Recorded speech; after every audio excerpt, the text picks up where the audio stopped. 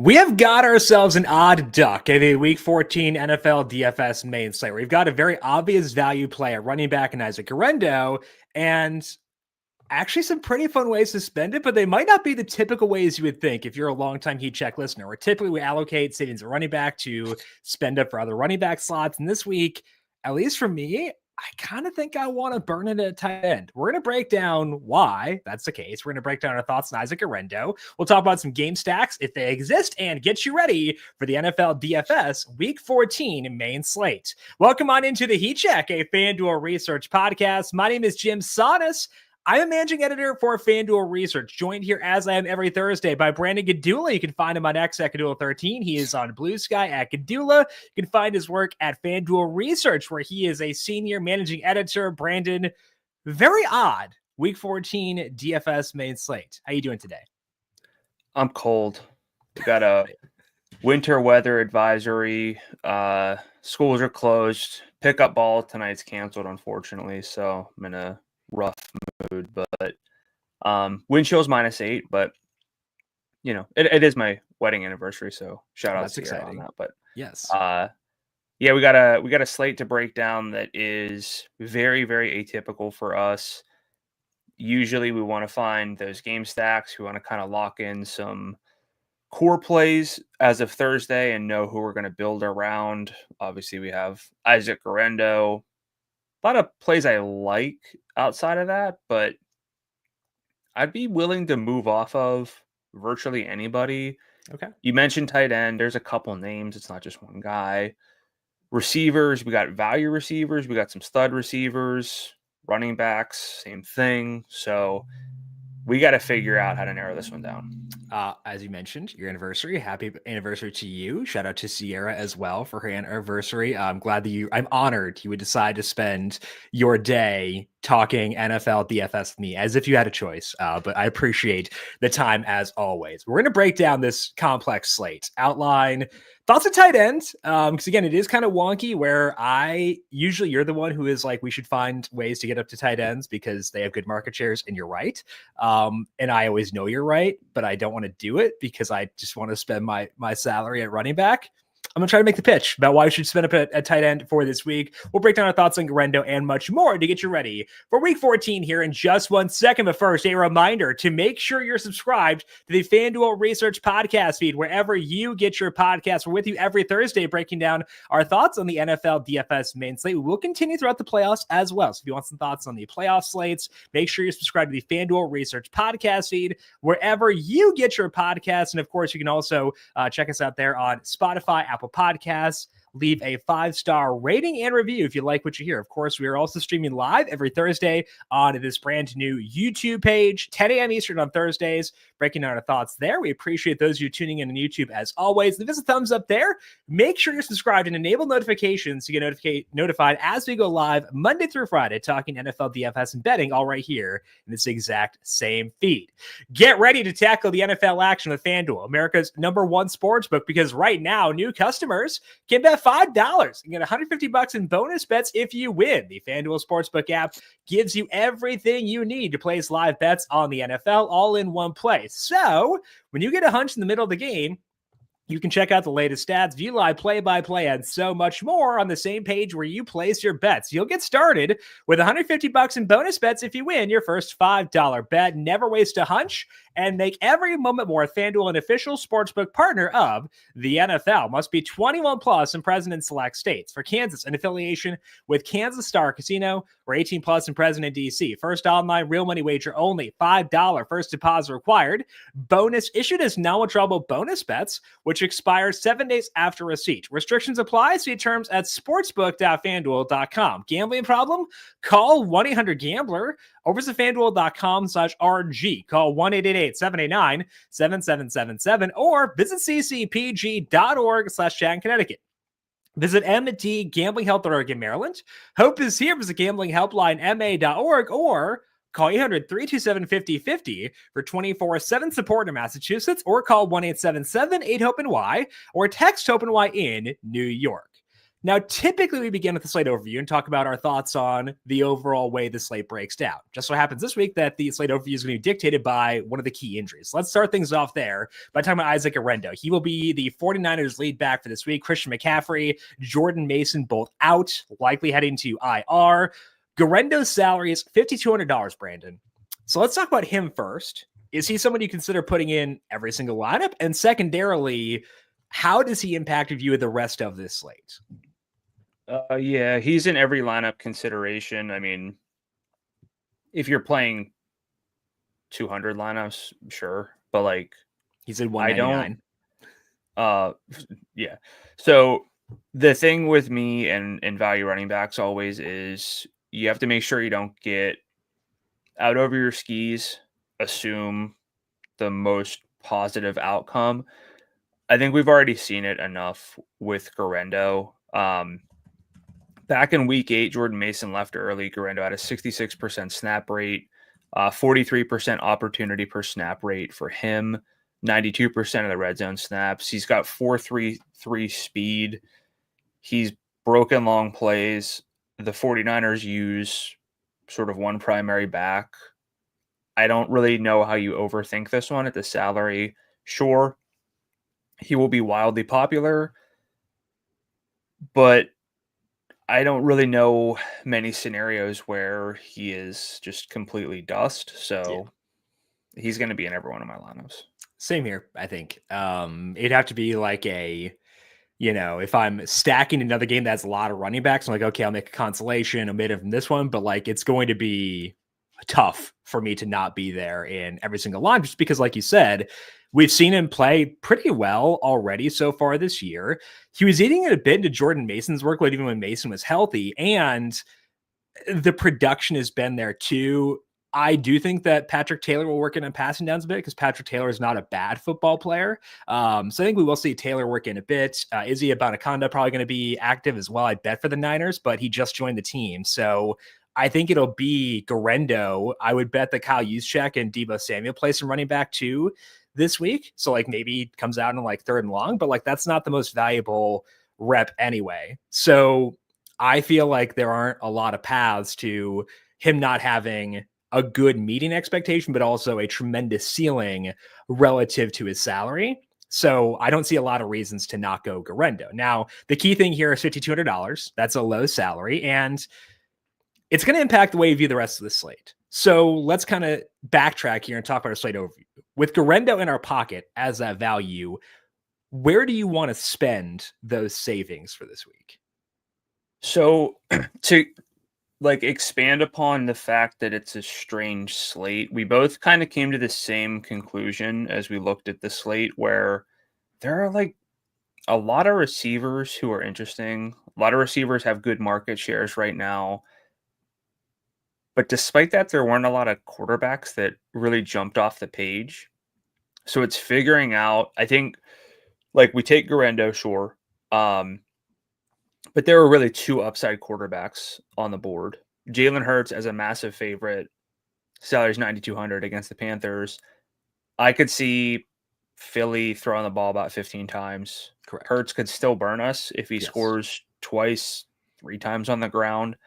I don't know if there's going to be enough passing where he really hits his ceiling game, although the Panthers have been pretty scrappy to their credit. So, we have to take that into account. But of course, Philly, beating the Ravens, like I wonder what the gap is going to be if Carolina can keep it tight. And again, frankly, Philadelphia's just not throwing the ball.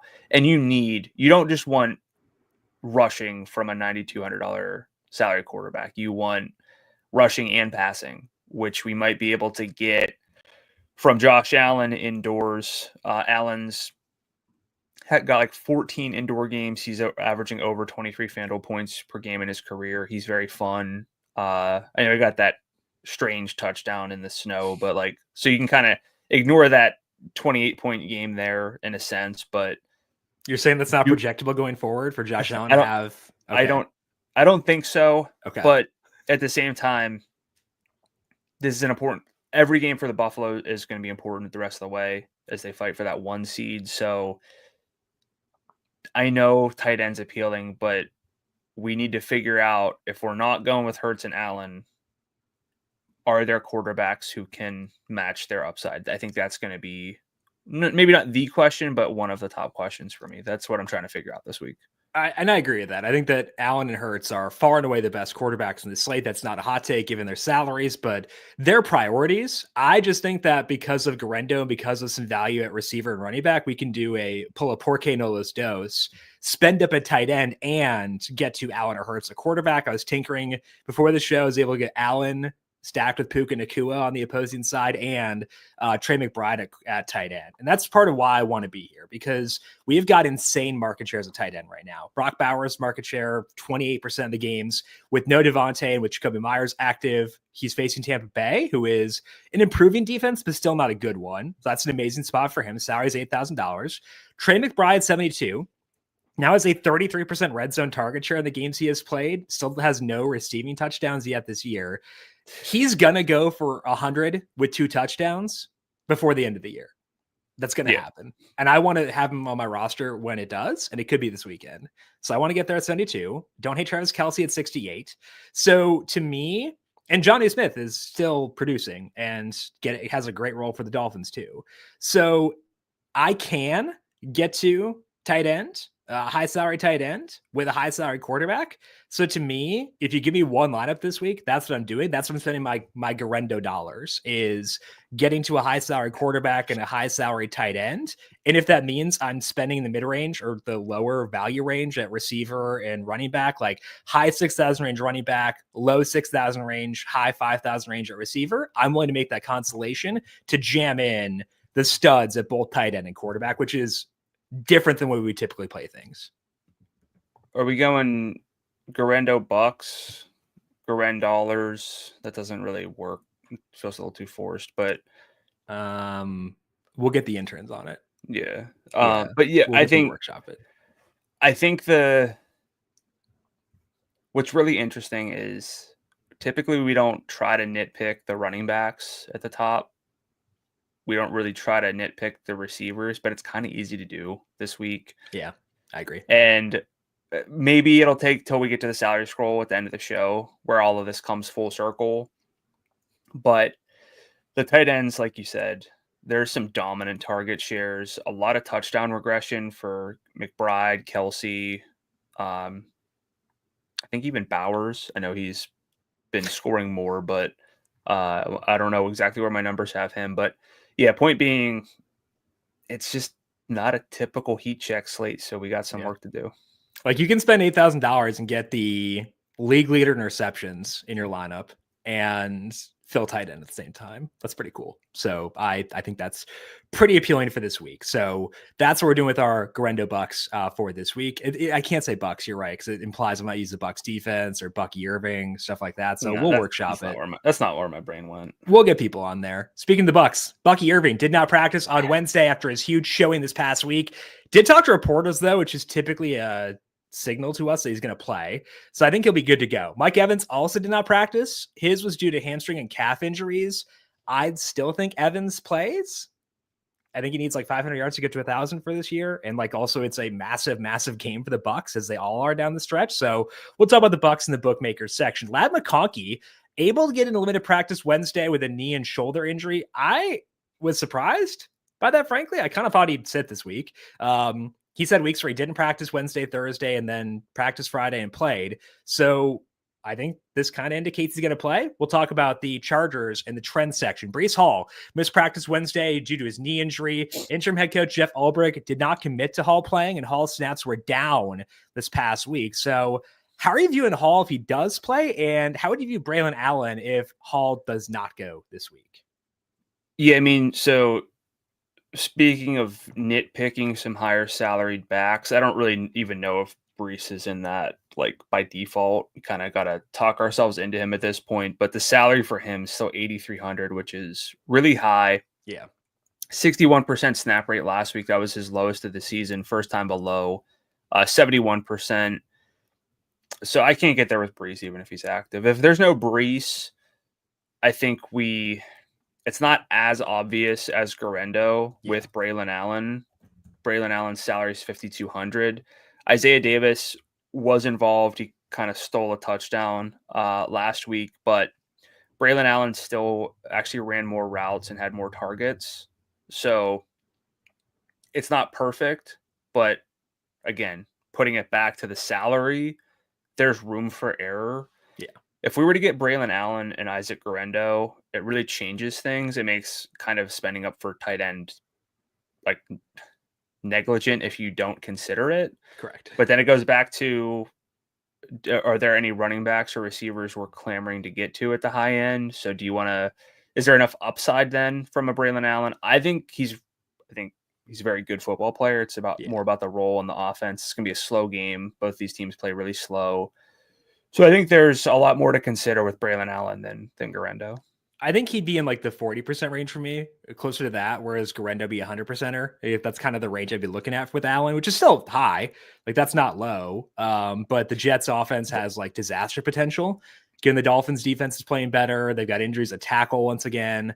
That's the main concern. Then, like you said, Davis not only played, but played pretty well in that game last week. And that was a tight game. So I think we'd see Allen's snap rate maybe in like the 55-60% range, whereas Guerrero is probably closer to a 75-80, somewhere in there, I would guess, as a 3.5 point home favorite, whereas the Jets are, I think, a bit unfairly 6.5 point dogs in the road. I think it should be closer to like 5.5 or so, but like either way, there is a big difference between those two. So 100% for Guerrero, 40% for Hall.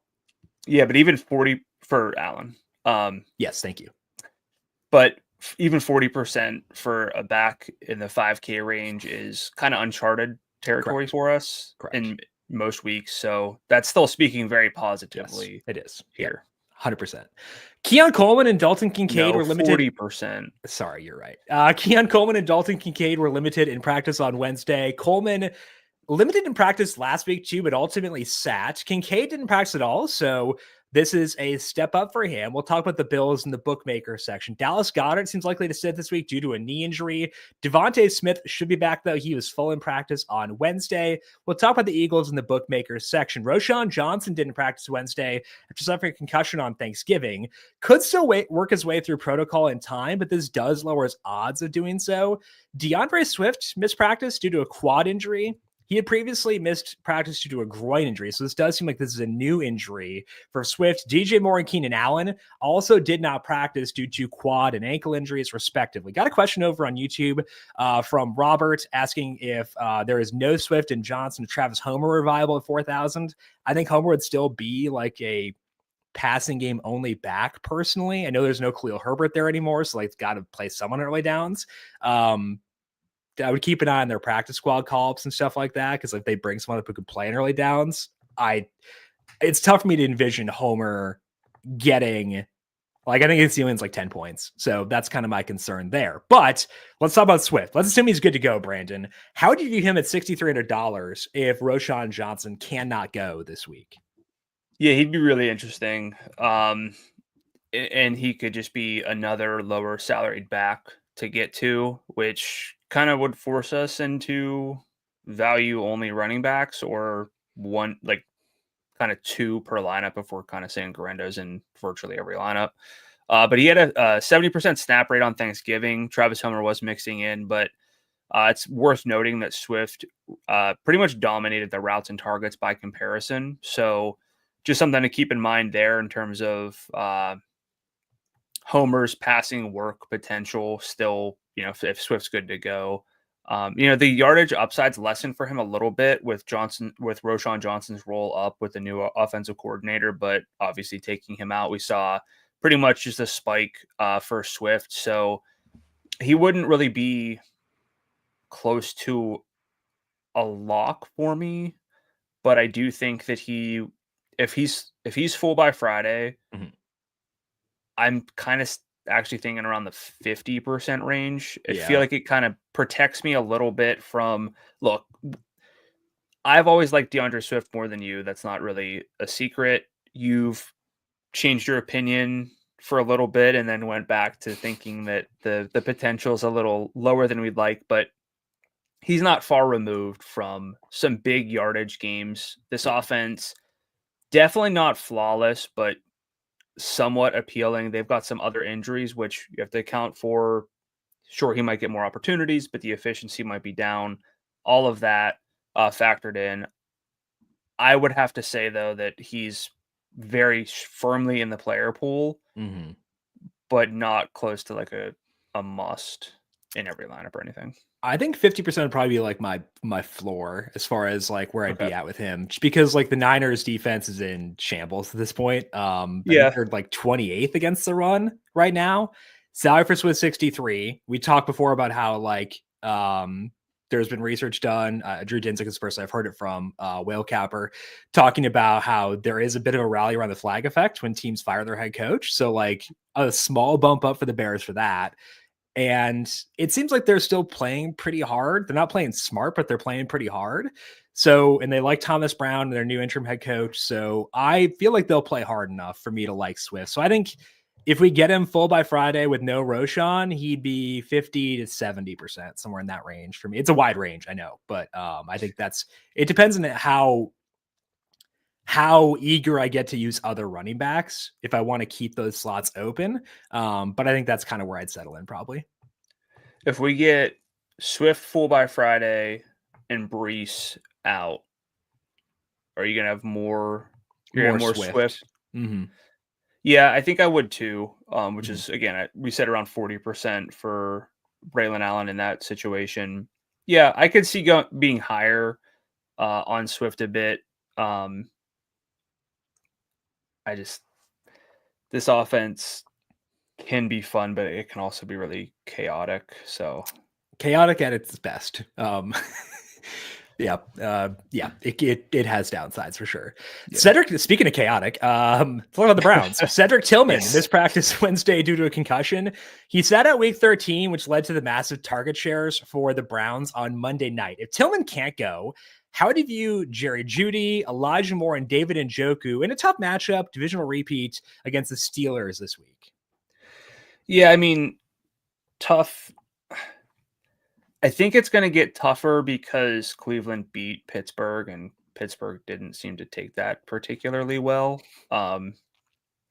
So I could see this one getting slowed down a little bit, but at the same time, Pittsburgh kind of has the juice to like go beat teams with their offense in the right situations. Yeah. What's nice is the salaries here are all really low. Yeah. I know Jerry Jeudy just flamethrowered his former team with the 235 yards, 9 downfield passes went his way. But he did not lead the team in targets. That was David Njoku, who is still very fun. Yeah, I think he's one of the better cases against feeling the need to get to Brock Bowers. When you save $2,000 in salary, $1,800 for Njoku, I think obviously I'd rather play Bowers in a vacuum, but yeah, there is a lot of potential for someone like David Njoku to have a big game if this game does go back and forth. Don't look at that Pittsburgh box score. The snow really ruined everything. Again, my biggest fear here, honestly, is that both teams just say, all right, this is an AFC North game. Yeah. So we're going to play it like we used to, whenever these two teams could really play it like a run and gun kind of shootout, which we do see sometimes. Ravens, Bengals do that. We saw it with the Steelers and Bengals just last week, but I would be very high on pretty much everyone. I think the big question here is, do we still see enough from Elijah Moore, who actually had more targets than Jerry Jeudy last week, 7 downfield. I know he's not you're not his biggest fan, but are you in on all 3 names here? I'm not as high on Njoku, and like I should be. It's, if I'm being fully honest, it's because I had him 60 plus yards in the alt market on Monday and he didn't get there despite getting 17 targets. I'll be transparent with you. That's why I'm not as high there. Elijah Moore, again, needed 14 targets to get $111, whereas Jeudy can get me a boatload. I feel like if I'm going here, I know that the median expectation for all these guys is not as high as I'd like to be given the matchup, given that the offense could collapse. Like Jameis is not efficient. He's fun and chaotic. I want the guy who's going to give me the best ceiling to compensate for the fact that the median expectation is just okay. And I think that Judy is that guy. So that's kind of my headspace there is I want compensation for the risk I'm taking on, and Judy provides the best compensation there. Yeah, I mean, to clarify, Judy would be my top option. Right. But that's why I'm not like clamoring for Elijah Moore. And that's why I'm not clamoring for Njoku, despite the fact they're objectively undersalaried. They're all going to get 20% target shares. That's what they've been getting with Jameis taking over. They're going to get downfield work. I don't want to just look at the yardage potential, like what they actually did.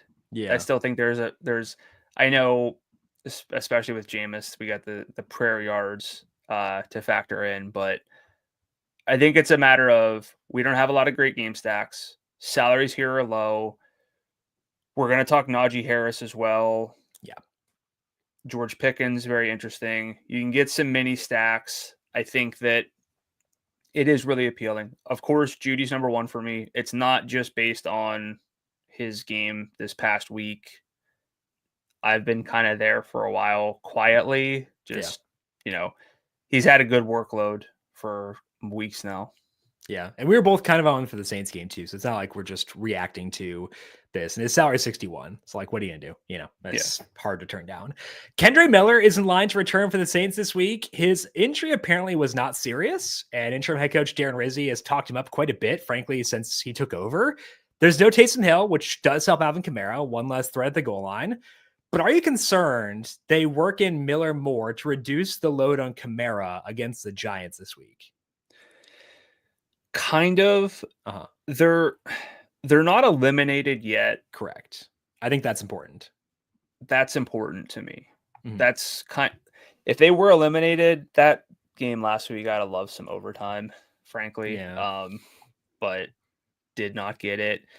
Alvin Kamara, we've been there for pretty much what feels like every week of the season. Yeah. And it's never really let us down, but it's very rarely paid off in a big way. Mm-hmm. Now, in week 7 with Miller back, Kamara had a 58% snap rate. They played the Broncos. Miller was at 30%, but Kamara had a 75% first half snap rate in both of the games where Miller was actually playing.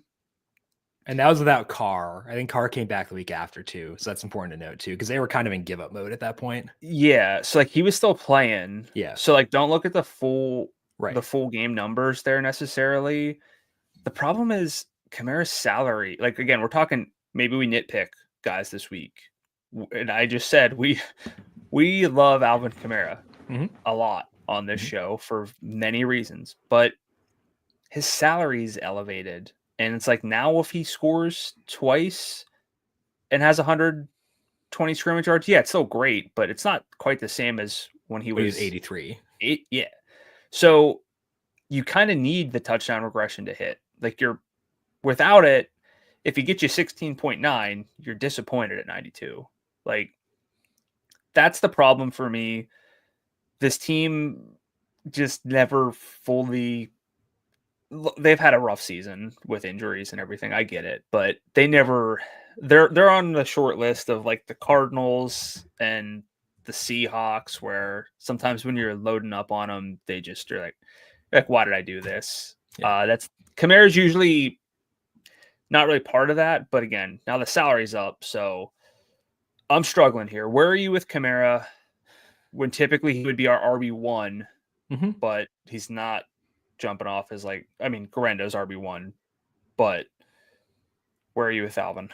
Yeah, it's kind of like comparing him to the other high salary backs. So Saquon Barkley's salary is $10K, Kamara 92, Bijan Robinson 89, and then Devon Achane is a 87.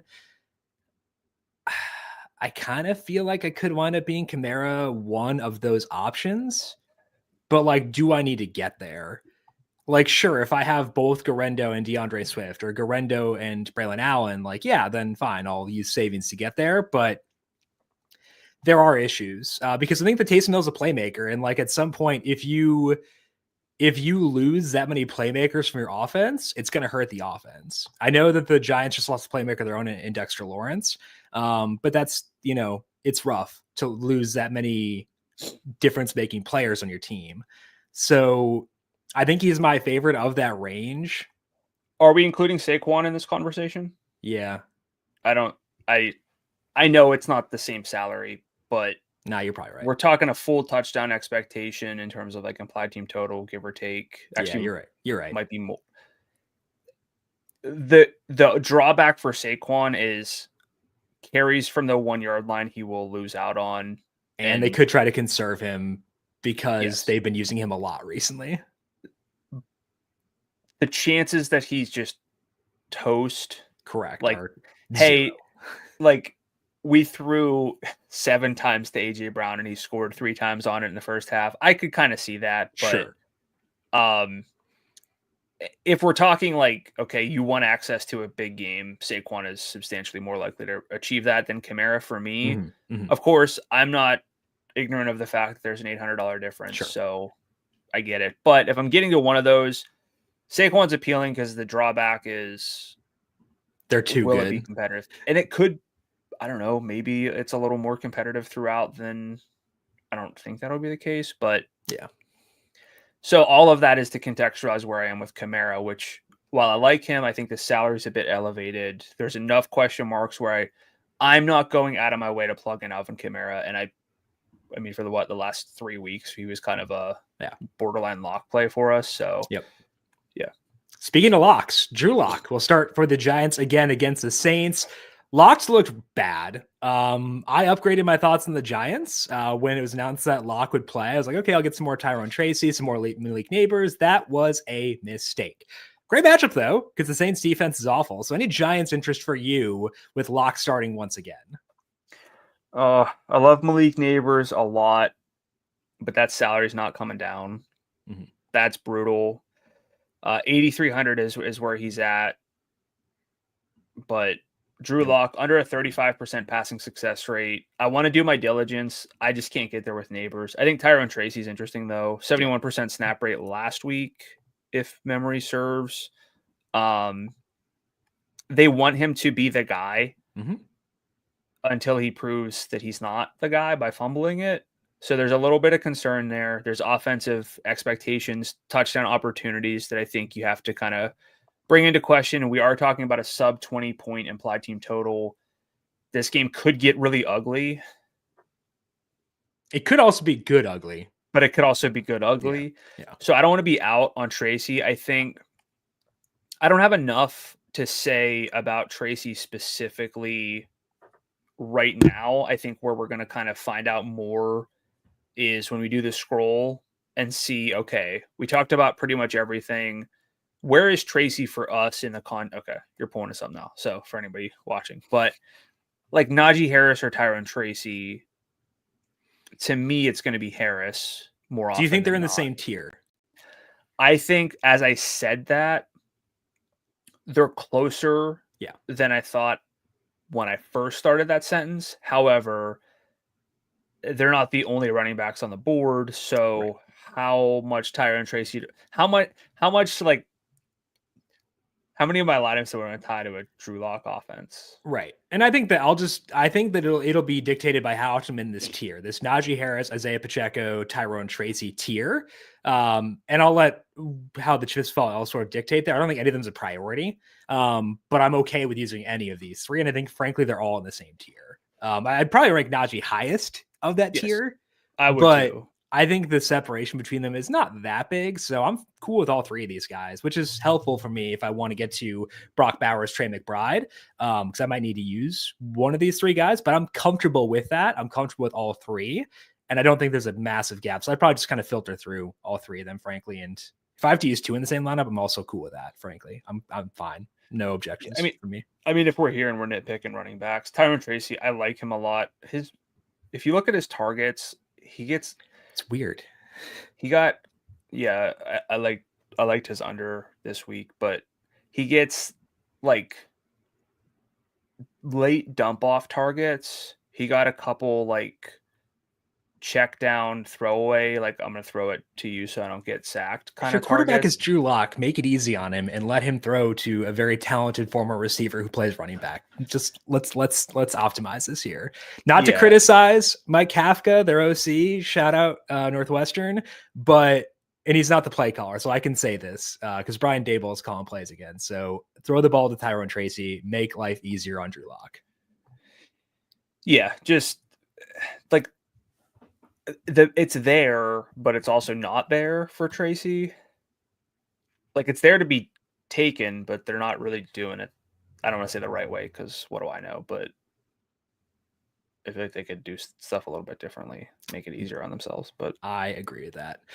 Trevor Lawrence done for the year due to his concussion and a shoulder injury. That puts Mac Jones back in the saddle for the Jags. Not a bad matchup for the Jags against the Titans, but does this make them cross-offs? I know that Jones did some stuff last week, but his overall sample is bad. So how are you feeling about the Jags right now? yeah, I mentioned that like 35% success rate for Drew Lock. That's where Jones is. His adjusted EPA numbers are not great. They're not like as bad as Drew Lock's, but they're like 5.6 yards per attempt. I don't know. I think that the biggest case here is if you maybe want to do some sort of lower salaried stack. The problem is like Brian Thomas Jr. salary is 6,900. Like Calvin Ridley's facing the Jaguars at home at 6,300. That's fine with that. Yeah. Yeah. And our guy, can we call him our guy now? Nick I've Westbrook. come around. Sure. You can do it. Okay. Yeah. So like the best case here is you say, just give me some sort of value receiver stack, but I'm not going out of my way to play the Jaguars. Same. So let's talk instead about our bookmaker section for this week and begin with the lone game that actually has a high total for this week. That is the Bills at the Rams. Right now, FanDuel Sportsbook total for this game is 49.5. The Bills favored by 4.5. There's been a bit of movement towards the Rams here as their money line was plus 188, now down to plus 164. I agree with that movement there. Pretty fun game where both offenses have upside. Neither defense is a shutdown unit. So is this clearly the best game on the slate for you in your eyes in terms of game and environment? We can nitpick like the players within it, but like game and environment wise, is it clearly this is the top game for you? Yes. Okay. The problem though is who do you play? I mean, I have no issues with Josh Allen, he should just be the QB1 for me and I should try to get there. Yeah. But I don't feel comfortable with any other Bills. That includes James Cook, frankly. Now, his salary went up to 85. The salary's up a lot. He's got potential to torch us. That's not lost on me, but they don't really use him like a featured back whose salary should be 8,500. Despite that, he can outperform those expectations. And I will say that his first half snap rate was elevated, almost 70%. Like he's usually like a 50% snap rate guy, kind of like it's not great. In an important game in the snow, they did get him more involved early on, but it was also conditions. I don't know if that's going to be the case moving forward where he's like playing 75% of snaps. They like other backs. So I can't get there. Pass catchers, they've all got problems, all got market share problems, or for Khalil Shakir, like upside problems. So that's tough. And then if you go to the other side of the ball, like I love Puka Nacua. There's nothing bad to say about him. I think it's still clearly Puka over Cooper Kupp, but even Kyron Williams, like we saw his role get worse last week. Blake Corum played a lot more early on. Kyron had his lowest snap rate of the year at 67%. He was under 70% in the first half, so it wasn't just a second half thing that kind of Corum was playing early on. You know, the red zone work is still probably going to be there for Kyron, so like that's the counterpoint. I could see going with Josh Allen and Kyron Williams and hoping that you get like 4 combined rushing touchdowns. But while it's the best game environment for me, I think the way that I'm going to get access to it might just be Josh Allen by himself with Puka and kind of move on. I'm cool with that, though. I agree with you. I think that's the way to play it. But I think that that's fine by me because what I can do then is just game stack other games around that, where it's Josh Allen with Puka Nacua bring back, and then I'll stack Bucks Raiders. Then I'll do Josh Allen, Puka Nacua, game stack, or just do whatever I can with like the Eagles. Josh Allen, Puka Nacua, Chargers, Chiefs, contrarian game stack, stuff like that.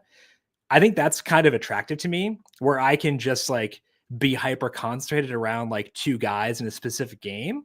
And I'll filter in, some Amari Cooper. I'll filter in some Keon Coleman or Dalton Kincaid, stuff like that.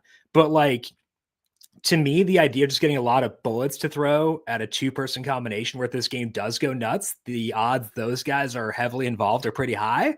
I think that's pretty attractive personally. So I understand why it's annoying, but I don't want that to scare me off, I guess. Yeah, it's not going to scare me off of Allen specifically, who, again, I just got to keep asking that question. If we get gifted a featured back with a $5,200 salary, and I don't really love a lot of other quarterbacks, is it a mistake not to play someone like Josh Allen or Jalen Hurts? Again, I don't like playing players out of like fear or obligation, but that's not really the case here. No. It's Josh out of fear Allen, for good reason. Well, it's Josh Allen indoors. Yeah. And they seem to be vibing. I think that's sort of officially. He got engaged, he got good vibes around Josh Allen specifically too. So again, we'll talk about quarterback more robustly later on, but Allen is really jumping out to me. And like you said, the odds this game is great, and Josh Allen and Puka are just irrelevant. I don't really know how that exists unless it's a bunch of turnovers and Kyron just scores 3 times on the ground and it's like a blowout sort of the other way. I think the only case against, or the case for James Cook is you said like, okay, the odds this game blows up and Josh Allen doesn't do a lot. I think the only path to that is James Cook going nuts. I still don't want to get there at 85 personally. I think that's way too high. I agree with your concerns around his role. I honestly don't think the odds he birds me are all that high. Given that like the yardage is just fine and like there are touchdown concerns too. So like, I think he's oversalaried. I will probably have a non-zero number of shares, specifically because I think I can use Matthew Stafford too. So I could see like a Matthew Stafford, Puka Nacua, James Cook game stack as well. So that's kind of like the one path to me for Cook. Only in basically Matthew Stafford lineups is where I would get to James Cook. Let's talk about Stafford though and why. Because I agree that Allen's QB1 this week. Stafford though has not hit the 100-yard bonus since week 1, but he's been like flirting pretty aggressively with it for a while now. Touchdowns have been there. They've been more pass heavy in the red zone since Puka Nacua came back. I know where to stack him. It's the highest total on the slate. I think the spread should be a bit tighter. I've got it at 2.7. So like high total, tight spread, quarterback can get you the 300-yard bonus, can get you touchdowns. I think that's enough to make him in play. I would not rank him above Hurts.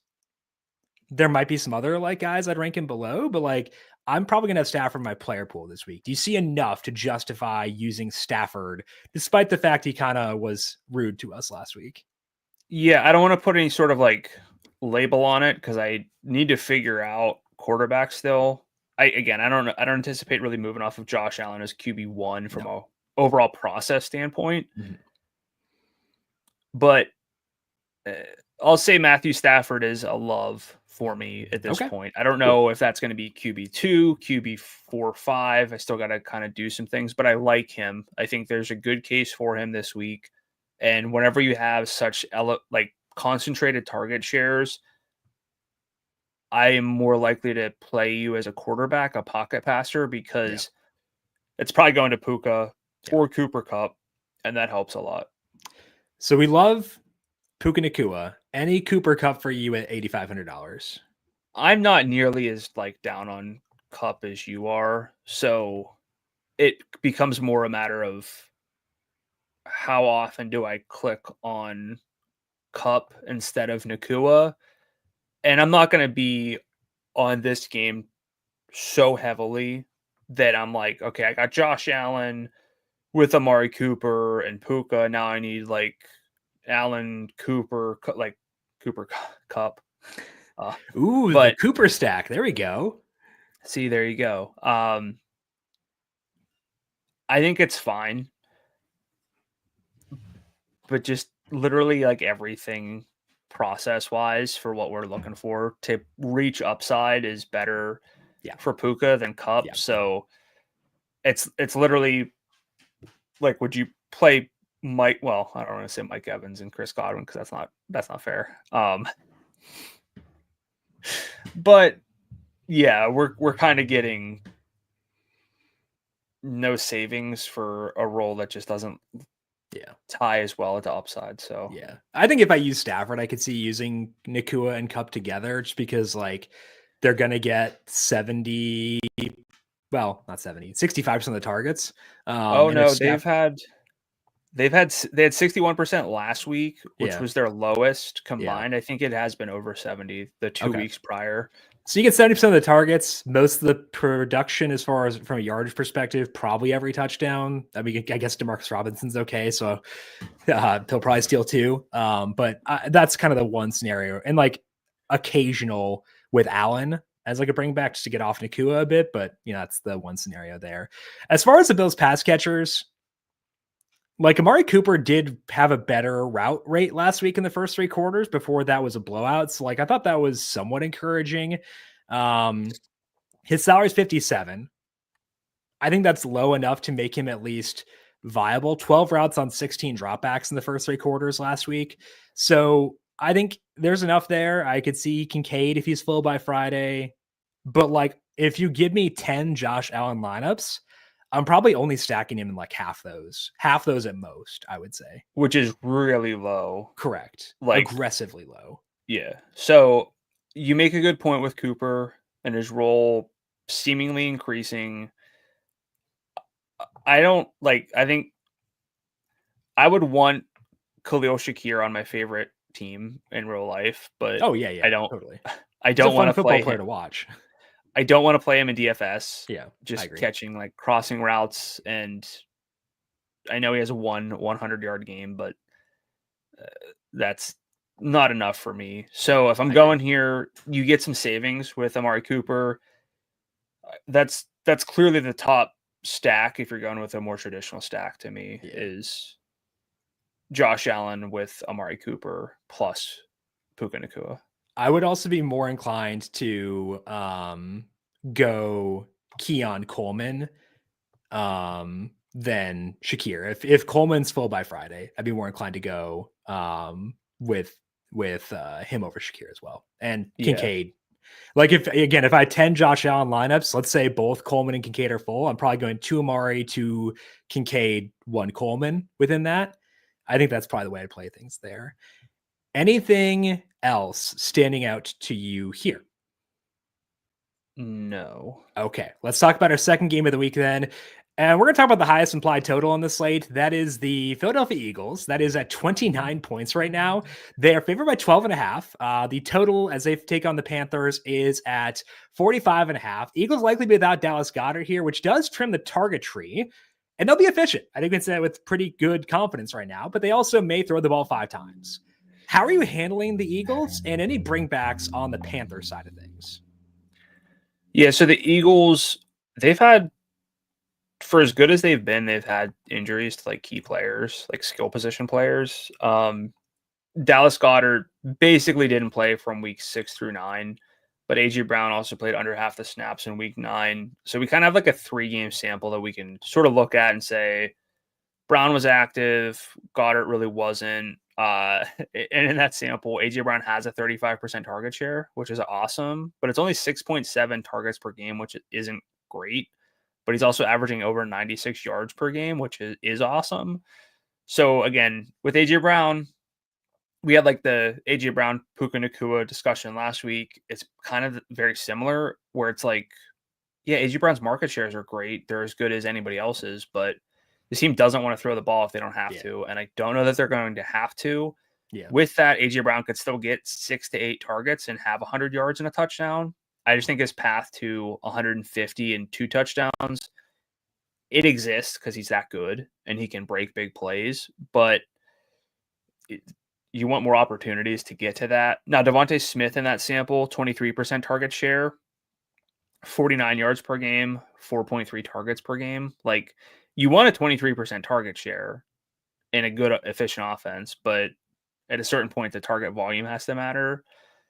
So that's a problem. And like Grant Calcaterra had a 14% target share, which is like whatever in the context of this offense and on this slate. So I don't know how, again, we're talking like, okay, you got to nitpick the high salaried receivers and running backs. It's really easy to nitpick AJ Brown. Now, if AJ Brown torches the slate and on 10 targets and has 2 touchdowns and 150 yards, that's not going to surprise me in a sense. Yeah. The most surprising thing will be that he got 10 targets because they threw the Right. ball more than, I guess they need to throw it roughly at least 25 times for him to get 10 targets. But yeah. So I think that for me, there are 2 paths to the Eagles pass catchers and Jalen Hurts being like really, really fun this week. And I think those 2 paths both have like non-zero odds of happening. First one is we get a Lions situation against the Jags where they're just so efficient that like it doesn't matter. And they just like if AJ Brown has 100 yards and 2 touchdowns in the first quarter, I'm not shocked. So that's one path. And that also would be Devontae Smith in that discussion too, full by Wednesday, no Dallas Goedert, salaries down, et cetera, et cetera. So they're both in that discussion. Second path is they've been using Saquon Barkley a lot. And maybe this is because my college football 25 brain is broken, but like there is wear and tear, and you got to say that running back for the bowl game, baby. So I do kind of wonder if they decide to air it out a bit just to give Saquon Barkley a breather, because they've been using him a ton. Now they could do that with Kenneth Gainwell and with Will Shipley. They could do that too. But like, I think that's at least a 10% chance, maybe 7.5% chance they do that. In which case I probably want 7.5% of these receivers because that'd be pretty fun. So I do think that these guys are pretty attractive this week. They will not sniff a cash game lineup from me. I would never consider them for that. But if I got like 5 tournament lineups, might have Hurts in 2 and one with AJ Brown, one with Devontae Smith. That's that. Also, the case for Saquon Barkley is, again, he could have 160 and 2 in the first half and sit out the rest of the game. Or they could say, F it, we want Saquon Barkley to be MVP, and we're going to, give him some touchdowns as a result of that as well. So I think there are a couple paths, and I'm higher on the Eagles than I typically would be on a team that's a 12.5 point favorite in a game with a non-massive total. Yeah. There's real reasons to be fearful that this team just, like you said, I think the Lions conversation was great because sometimes you can't overthink it. Typically, you're not overthinking it by not just kind of missing out on like these massive spreads. Where does your model have this one, by the way? 12.2. It's right in line with it. So, I have a little bit of value in the over, but so slightly higher in the Panthers offense than market. Yeah, it's just a matter of the Eagles really, they've been running the ball so much. Their pass rate over expectation is woefully low. It's like double digits every single week for the most part. So yeah, you can play like the guessing game of, oh, they're going to get Jalen Hurts 30 pass attempts because this is a week where they can do it. I do think there's like a case where the Panthers kind of keep this one close. Yeah. The Eagles can't afford to just be dropping games and kind of mail it in. So the odds Barkley hits his ceiling seem lower than typical. Mm-hmm. The salary helps us kind of downplay it, but there's a path for all these guys. I think the real question is, okay, it's not hard to make the case. There's 4 players for the Eagles if Goddard's out. Like they all have pretty big ceilings. Yep. I'll include Devontae Smith, and they're having a big ceiling at salary. I agree. If you're playing any of these, if you're playing Jalen Hurts and AJ Brown because you want to do it, are you playing any Panthers? I could see using Adam Thielen at 59. I know. This is the most bizarre.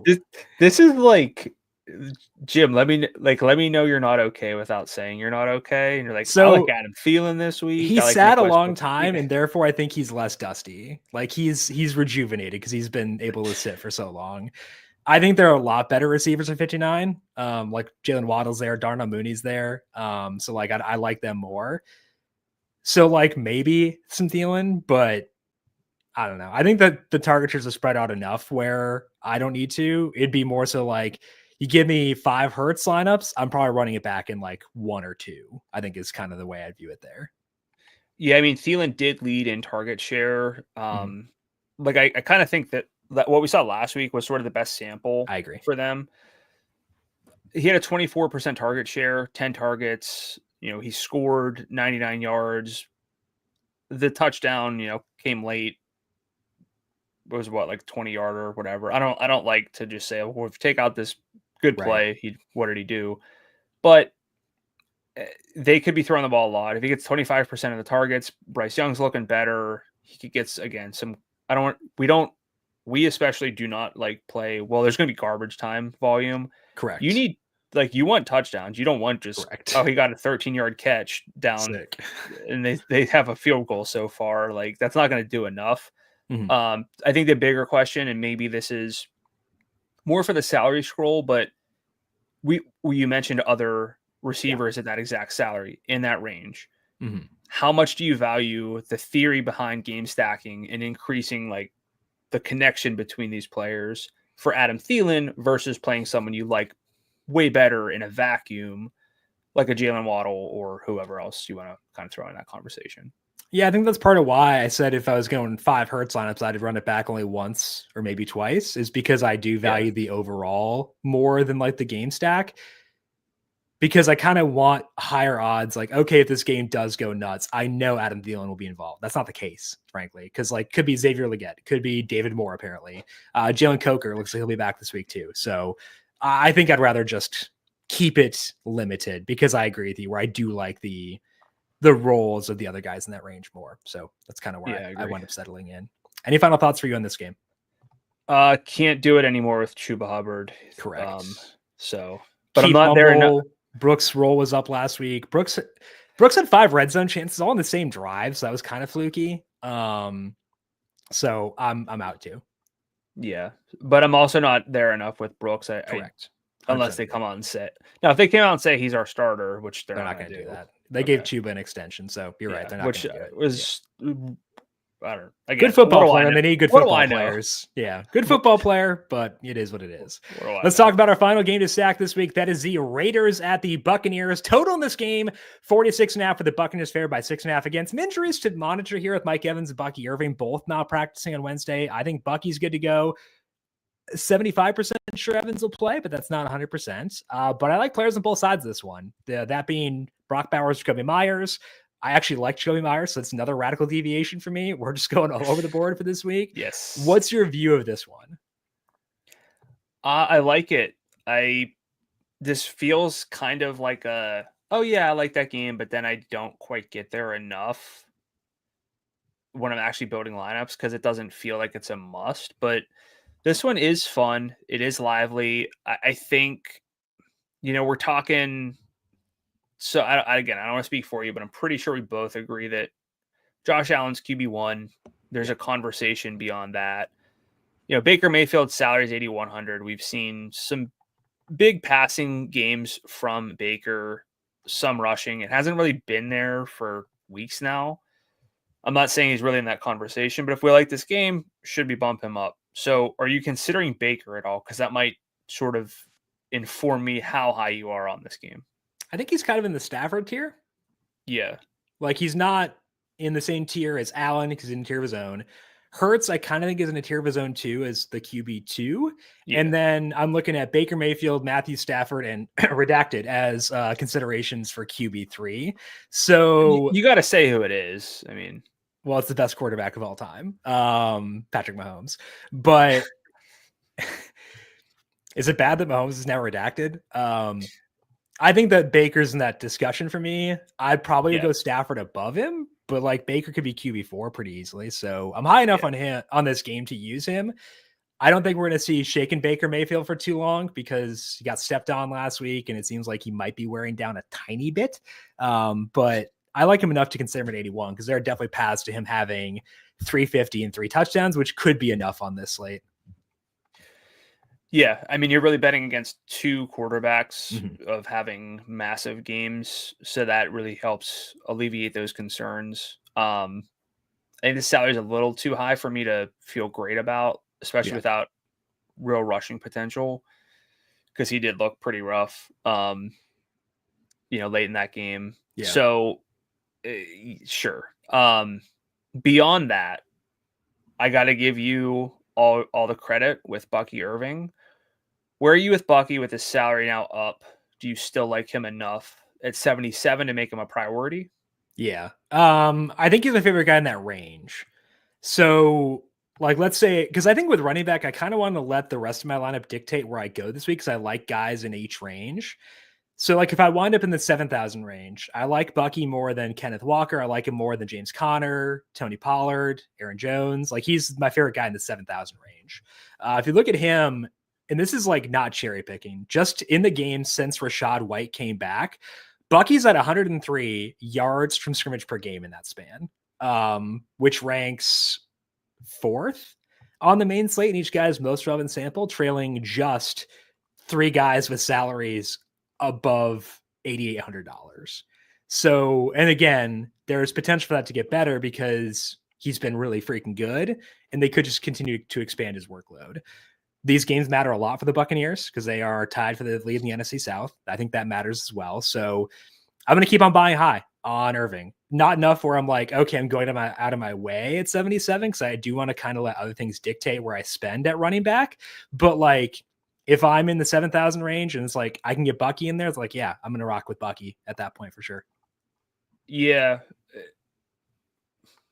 I still have a little bit of concerns just because I don't think he's going to be seeing an 80% snap rate, and he's very good. That's clear, but the salary is elevated. So that has to be factored in. But again, it's a fun game. So no real issues there.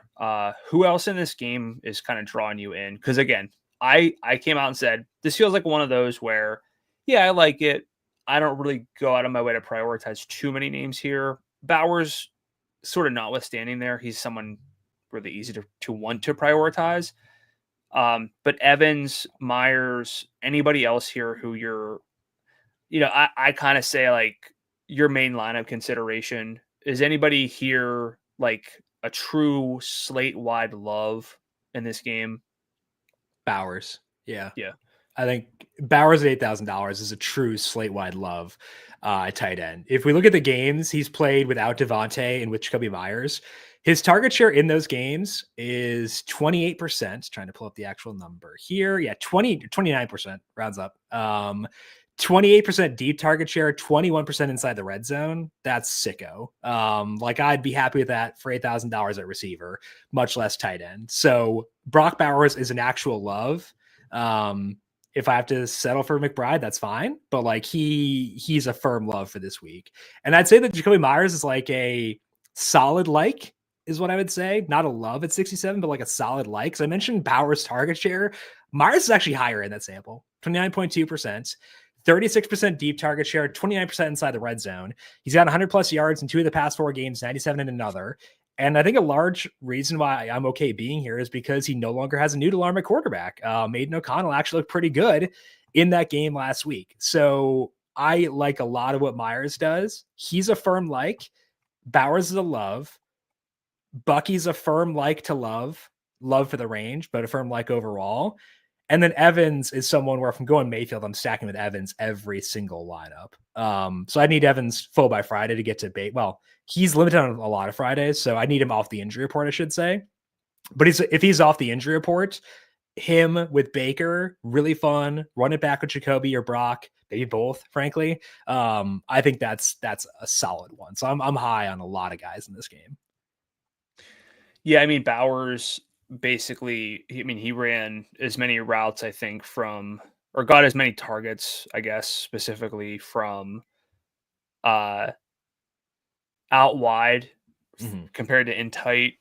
He did run more routes last week, which I don't have the full season numbers, but it kind of feels like you don't see a ton of the Raiders necessarily on red zone, but he's basically a receiver. So you kind of have that going. I'm not opposed to Cade Otton necessarily. I know, like, I'm not going double tight end. Yeah. So it's more of a Jakobi Meyers, Cade Otton situation where kind of had a weird game in that first matchup with Evans back, but Otton still has like double digit target upside. I know the yardage has been down, but I'm not off of that if I'm just kind of playing a game where, again, offensive expectations should be high. Mm-hmm. If Baker's not going to be extending as many plays, he might just find Kate Otten more. Sure. And just kind of to take you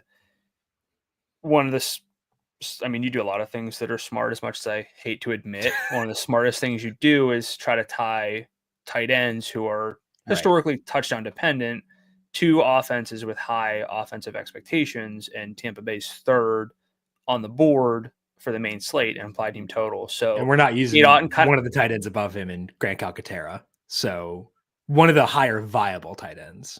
Yeah. And I mean, the Bills are above that. So that's kind of iffy in the first place. So I think it's been weeks since Kate Otten was someone that we've been considering, but if memory serves, the routes are still elevated. So that's not the concern. It was just kind of some fluky volume numbers for him. Yeah, I probably won't get there, but it's a good shout on Otten, just because, like you said, the implied total stuff. So that's good.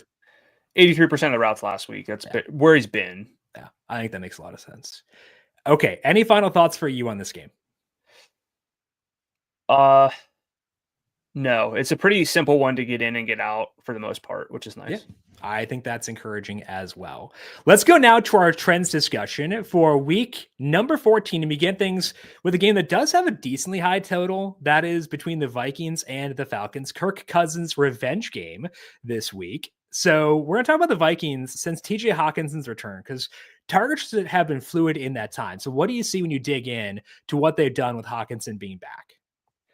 Yeah, I mean, there's kind of two specific samples that you could dig into with Hockenson back. He came back 5 games ago. He sort of had 3 games in the 40% snap rate, and in the last 2, his snap rate spiked up. But it's a good matchup overall.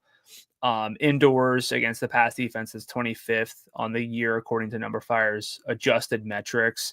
Atlanta did come out of a bye and kind of limit Justin Herbert, although that whole game was just strange. So just something to be a little bit mindful of. But I think overall the Vikings are kind of a fun offense. And I know you're just going to say no, and you're going to do your no, don't tell me no, I'm not hearing it. But Sam Darnold's been kind of fun for fantasy. I was like you have to. No. I was like, that could refer to several people in this game, but yes. You're right. No, you have to look away. You don't really want to watch him. I saw at least, I'll say at least 2, but I think 3 or 4 passes that could have been picked. There were 3 in a row. Yeah.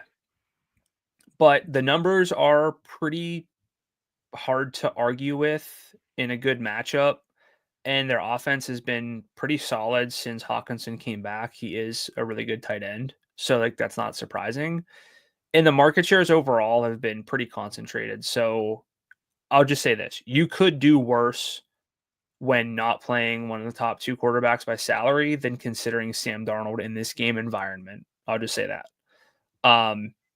Since Hockenson's been back, they're 14th in adjusted passing efficiency according to NumberFire. So that works. Now, again, I talked about the sort of 2 different splits with Hockenson and I'll even look at the full 5-game sample with Hockenson somewhat limited, but Justin Jefferson leads that split with a 24.7% target share. So we can round it up to 25%, but it's technically below 25%, about 30% of the air yards. He's getting 4.2 downfield targets per game, so 10 plus yards. 1.6 red zone targets per game, though, and 83 yards per game. Jordan Addison, 20% target share, more air yards in this sample than Justin Jefferson, 3.8 downfield targets per game. He's involved in the red zone as well, 1.4 targets, and he's at 86 yards per game. And TJ Hockenson is at a 19% target share in this sample. He's getting some downfield work, 1.8 targets, and a red zone target per game for 51 yards. So that's the sort of weaker split for Hockenson specifically, but that's still 3 guys with basically a 20% target share who I think they're all good football players. Now, Sam Darnold, just a shade under 270 yards per game as a passer, 1.8 touchdowns per game in this split with an 8.8 yard ADOT. which is, again, fun. His passing success rate is over 50%. It's 51%. He's kind of doing a little bit of rushing. Now, the Falcons have been okay against tight ends. I know you don't like tight ends against the Falcons too much, but they've been pretty bad against receivers. 32nd in catch rate over expectation allowed, and catch rate itself kind of mid-level in yards per route run and target per route rate. Like, we have not been on Justin Jefferson. This is a Justin Jefferson conversation for me. It's like, okay, there aren't any slam dunk high salaried plays. Is this the week for Jefferson? You notice a glaring lack of touchdowns recently. A pretty solid matchup. Things are trending up. The salary, though, is still super high at 92. I mean, I guess it could be higher technically, but Jordan Addison's salary is 6,000, Hockenson 63. I could see the case for both being high on this offense. I could see the case for being skeptical. Do you think Justin Jefferson is a name that we need to be trying to prioritize or consider a lot more than we might have otherwise? I think we can consider him because of the salary we have. Like, that's always my issue with him is like, right. If I'm crunched for salary, I don't want to spend up for a guy who is dependent on Sam Darnold to like feast. And now it's like the opportunity cost is lower because I have more salary to burn. And like, I agree with your sentiment that like we should in general be okay with going at the Vikings in this spot. So I am more likely to get to Jefferson this week than I've been pretty much any week all year, because I've had very little Jefferson exposure the entire season. I think I'm more likely to get there this week than pretty much any week so far. So yeah, I'm pretty good with him. Is that kind of where you're settling into? Yeah. Now, of course, I'm clearly higher on Sam Darnold than you are, and I'm fine with that. I understand the risks. I understand the case against Sam Darnold, but he's got 3 pass catchers who, I mentioned that 2-game sample with Hockenson actually playing more of an elevated role. Both Hockenson and Addison have 24.6% target shares. Jefferson's at 23%. I would expect that that changes, but you kind of make it's like a sort of Matthew Stafford plus Puka and Cup light kind of conversation where you could play Darnold with either Hockenson and Addison, or maybe you get to Jefferson, but like maybe that's a path to get to Bijan, right? And you're like, Darnold with 2 pass catchers, Darnold actually does some stuff. There's no slam dunks among the studs, but Bijan's still fun. That's a way I think of being different on a slate where there's really no guarantees without being silly. Sure. Is it the most obvious? Is it the case that I could build the easiest? No. Is it a case I could build? Yeah. I think Darnold's going to catch some attention this week. Just looking at like projections, he's very highly projected. And I think that does correlate pretty well to roster rate stuff. So I think he'll catch some popularity. I do like Addison though. I've been out on him for a while, but the target shares improved. He's shown some upside. So I like Addison. I like a Darnell Mooney bring back too. $5,900. Kyle Pitts is dust now, which is nice. Like his snap rate reduced, so I don't have to worry about him anymore. That's pretty encouraging, I think. So I don't mind a Jefferson Mooney mini stack. I don't like, and if I go Josh Allen, Puka, Nakua, maybe I can't get to Jefferson there, but like I'm going to have a lot of receiver slots available. Or like in a Baker, Evans, Bowers lineup, I'm going to have receiver slots available, so I can do mini stacks with 2 receivers in the same game. So I don't mind that at all. I don't know if I'll get to Darnold. I think I prefer redacted Baker and Stafford over him, but I can see the case for it at least. Okay. That's very big of you. I think, I said this was kind of a Justin Jefferson conversation, even though the split is with TJ, like the trend was about TJ Hawkinson's return. Yeah. I think really, if anything, maybe this whole time it was a Jordan Addison thing where like maybe we can back our way into sure. Like Puka and Josh Allen is more of a core play because we have Mooney and Addison to play with Garendo, of course. So yeah, when I built out my like dummy Josh Allen, Puka Nakua, McBride lineup, it had Jalen Waddle and Jerry Jeudy. I could easily make that an Addison Mooney game stack. So I think that makes sense, and I'm open to that as well.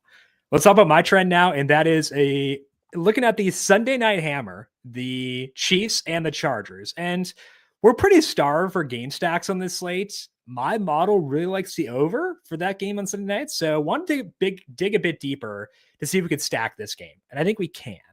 For the season, the Chargers rank 6th by number fire schedule adjusted defensive metrics. That's really good, but it's also not like elite by any means. Chiefs are 13th and they rank 21st against the pass.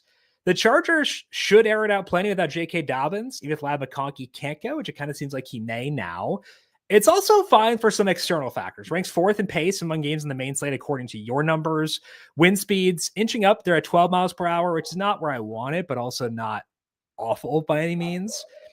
I do want to keep in mind that both these teams have the potential to be in low-scoring games as they were just last week.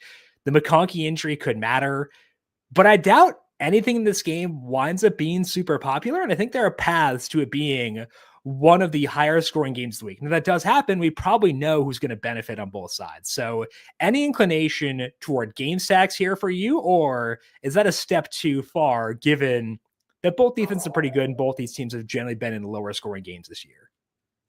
Who was Rosa barking at last week? There's someone specific. I can't remember. It might have been.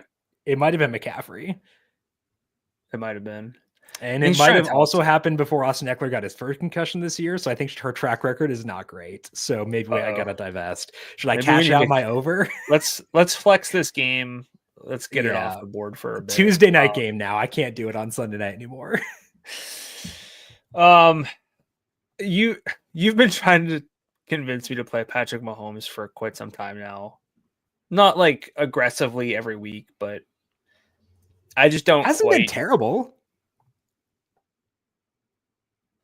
Like that's like he's had a higher upside than Sam Darnold, and you're trying to use him for $300 less. Has he? He had 28.76 2 weeks ago. In part because he had a 40-yard rush in overtime, but like, hey, it's fine. This is a repeat divisional matchup. If there's no Ladd, I mean, also the Chargers just completely. I won't use the word I want to use, but they kind of let us down. No. So there are paths to failure. I'm having trouble seeing the path to a big game that you are. I can't quite get here. Like, is this a 2 QB game for you? Is it probably not getting to Herbert. It's a full one. Mahomes is 0.75 at worst, I think. Okay. So it's a quarterback game for me in some form or fashion. Just because, again, like the Chiefs offense has been very efficient since Hopkins got there. Mahomes like 0.24, 0.22, I think, passing net expected points per drop back in that time. Divisional game, that does matter quite a bit because they've got some heat for the 1 seed from the Bills because the Bills hold the tiebreaker over them, so that they care. And the Chargers need that to lock down that playoff spot. So this is an important game for both sides. And I think that matters too. And like, if it were a slate where we had like 3 games with totals in the high 40s or 50s, like cool, I'd ignore it. But like it's not that. And so it's like the distribution of scores for this week is pretty flat. And so like, can I see this game being the highest scoring on the slate? It's a non-zero chance is what I would say. So I think it's possible. I think the best case is, like you said, there's not a game that screams this one's going to score 70. Mm-hmm. So this one could get there.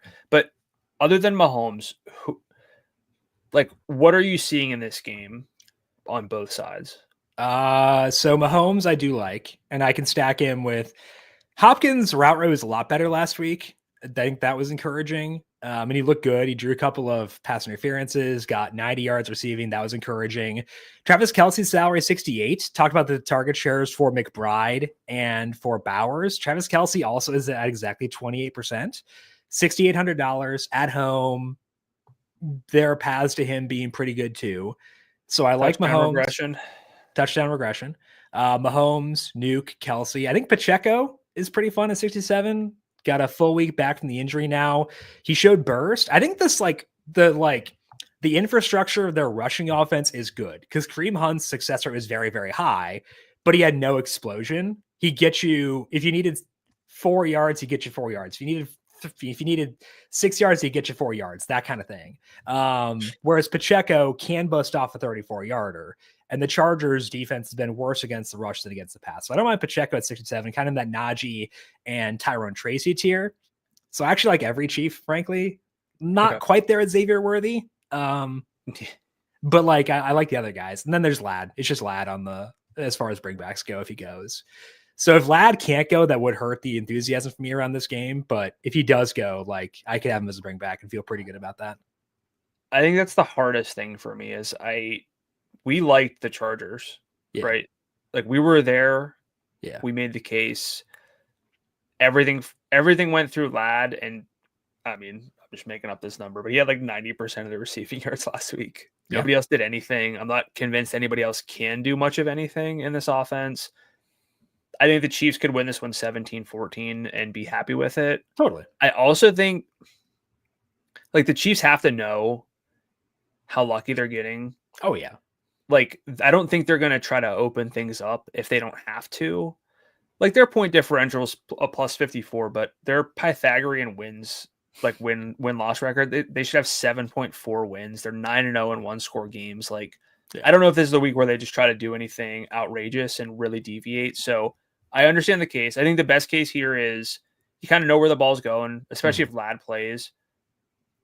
And none of these games really should be that outrageously high scoring. So that's a good case. I'm not against it, but I can't believe I'm saying this, but like just higher on like a Sam Darnold shootout than a Patrick Mahomes, Justin Herbert shootout. You make me want to vomit. If I look at just like projected offensive efficiency, like game wide projected offensive efficiency for me, this one ranks second on the slate behind Bills Rams. It's pretty far behind Bills Rams, but it's also again a higher pace game. So you give me good offensive efficiency and good pace, I can live with that. So that's a big part of why I'm higher on this game. I'm going to stack it.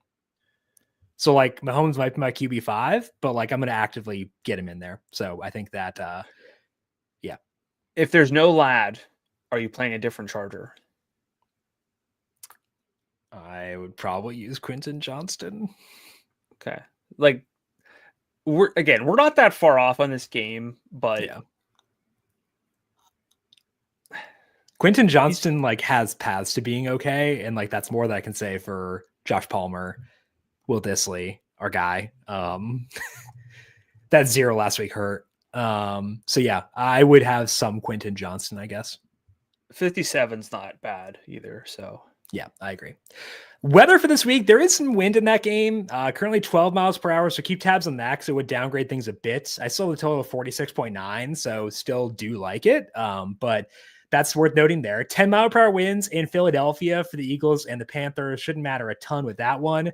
10-mile-per-hour winds in East Rutherford for the Giants and the Saints to keep things a bit in check there. 11-mile-per-hour winds in Pittsburgh for the Steelers and the Browns. I've got that total as being efficient at 43.5, so no massive deviation there. And Jameis don't care about no wind. And then finally, 12-mile-per-hour winds in Miami for the Jets and Dolphins, which is part of why I took the under on that one earlier on this week. Let's go now through our positional plays and go position by position on FanDuel for week number 14 and identify the players we are targeting for this week. Let's start things off at quarterback, Brandon.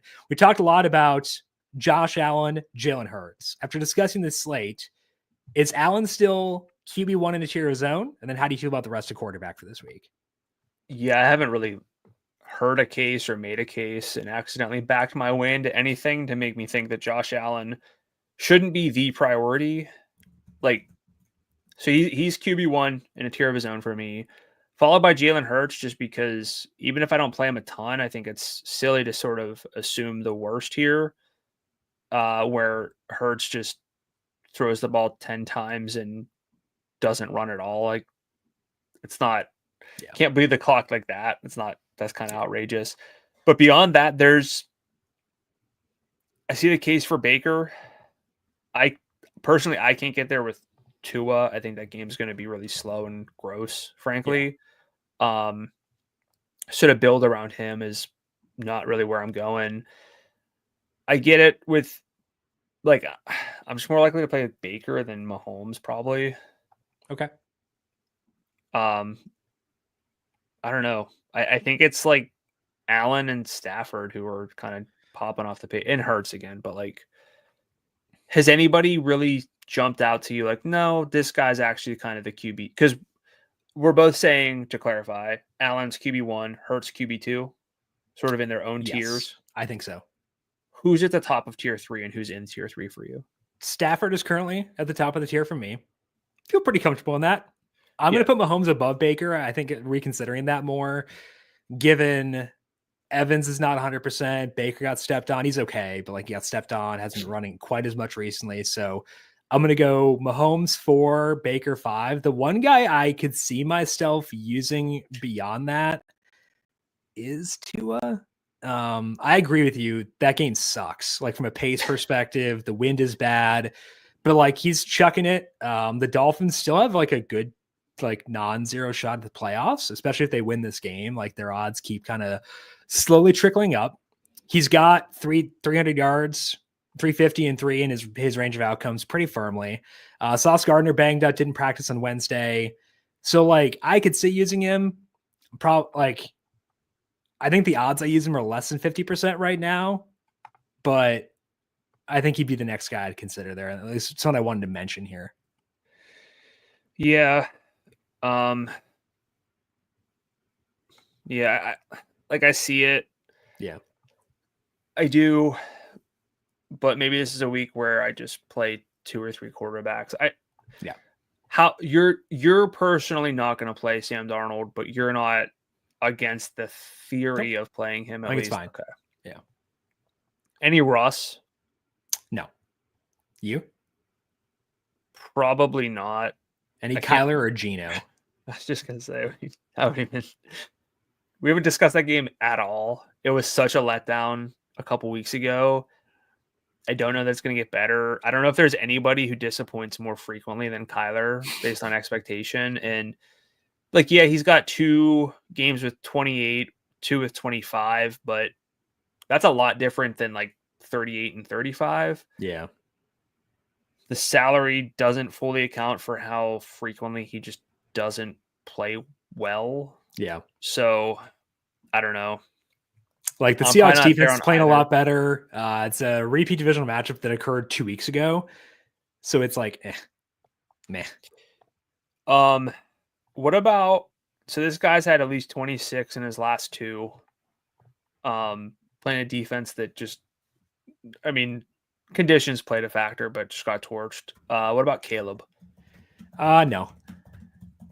I don't think so either, but yeah, no. What about Big Game Jameis? Nope. So you're just, yeah, it's outrageous. I'll go back there eventually, but not against Pittsburgh. You know, just like maybe that's too dismissive, but I don't know. Just circumstances. They gave up on running the ball, which was awesome. Just throw. I had Chubb under, so I was cool with that. Okay, so I think for me, it's Josh Allen, QB1, tier of his own, Jalen Hurts, QB2, tier of his own, and then tier 3 is Stafford, then Mahomes, then Baker for me. I'm assuming you're going Darnold, QB3 or no? No, okay. Stafford's easily QB3. Okay, cool.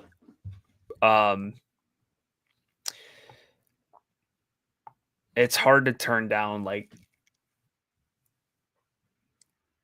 3 20+% target shares of guys I think are good against the, I don't know. I kind of like Darnold, but if I had to say right now, I think I'd lean a healthy Baker. Okay. With a healthy Evans, I assume. Yeah. Okay. I think that makes sense. Running back, of the top 4 guys, Saquon Barkley, 10,000, Alvin Kamara, 92, Bijan Robinson, 89, and Devon Achane, 87. Is it just Barkley by a mile for you as far as who's the top priority in that range? I think it's getting too cute not to put Saquon number 1. Okay.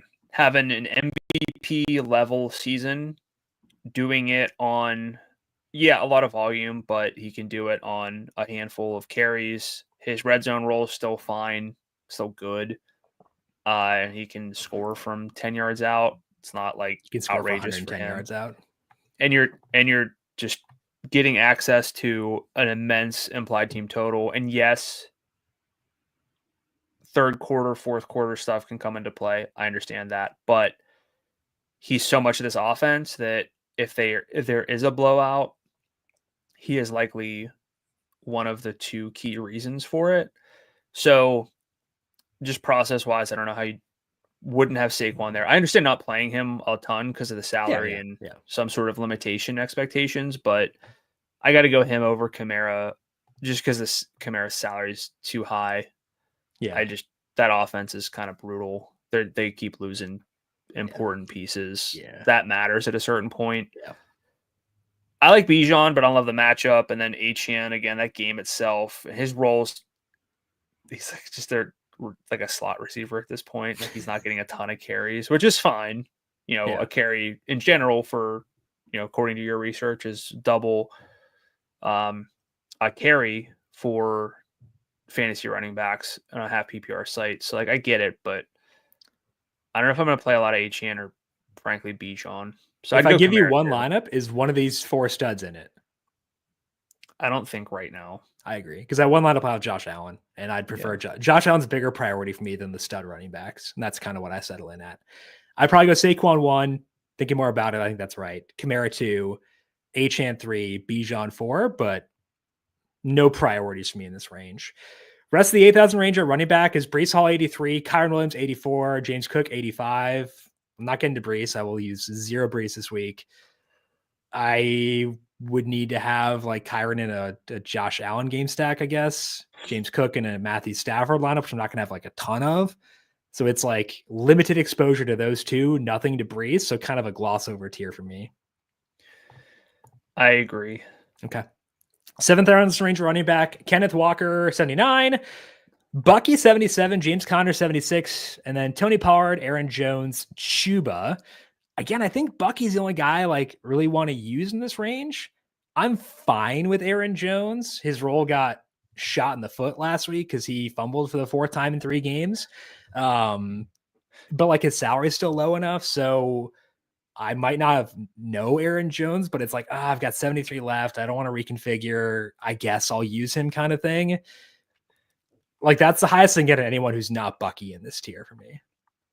Yeah, and I don't know, like Walker. So like Kenneth Walker's like sick or hurt in a new way this week. Every week, yeah. Like I feel like it happens all the time, and then he plays. Yeah. You got a calf injury now, I think is the new one. Yeah.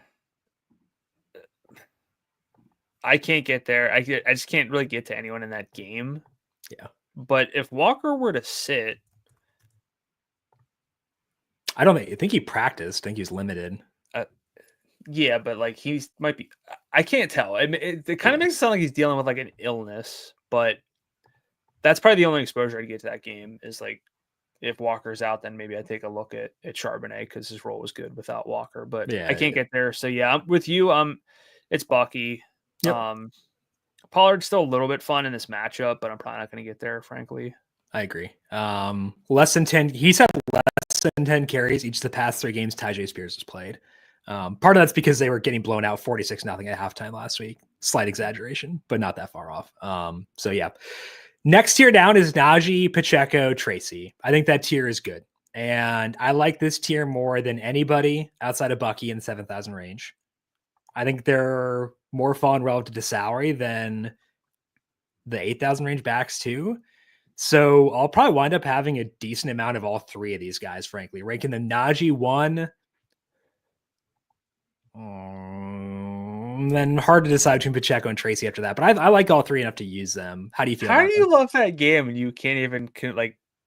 Well, it's that I like Tracy. So it's more that I like Tracy than being skeptical of Pacheco. And also like they could slow him back in. So like that's within the range of outcomes too. So it's not about the game. It's about I like Tracy, and it's about the fact that like they could ease him back in slower than I'd like. Yeah, I think Tracy's fine. I still think there are legitimate ceiling concerns in an offense that just can't really move the ball or get him multi-touchdown potential. Like that's tough. So I'm gonna go Najee first, although his role is not flawless, but he's more lively of late with yardage, which is fun. I was talking before about Bucky with 103 yards from scrimmage per game, that ranking 4th on the slate. Najee's 5th at 97.7. And his salary is $6,900. So like that's rock solid. Yeah. The thing for him is his snap rate doesn't fluctuate a ton, which is kind of good and bad depending on your perspective. Like it doesn't, it's kind of like a James Cook where he's going to get his snaps. He's probably not going to play a lot more than that. And it's up to him to sort of do with whatever. But he's finally showed some life. I still think the path to mediocrity is pretty immense. So I don't want to get too overexposed to Najee this week. And I think that's important. Okay. Where are you on Pacheco? Not as high as you, as usual. There's still an element for me of hoping, and I have I have enough running backs where his salary's not 57, it's 67. You're still in that range too. Once you're above 65, like I don't really want to like wish cast that your role's good. Yeah. So I see it. Like there's a case where he comes out and look, he's all right, he's back now. Then you really want to be there. I get it. I think some minimal exposure. The easiest thing would be is honestly if I could play Lad. Yeah. But like Pacheco and Quentin, if that's your sort of round out a lineup game stack in hopes that that game is competitive, is high scoring, Pacheco's role scales up a lot.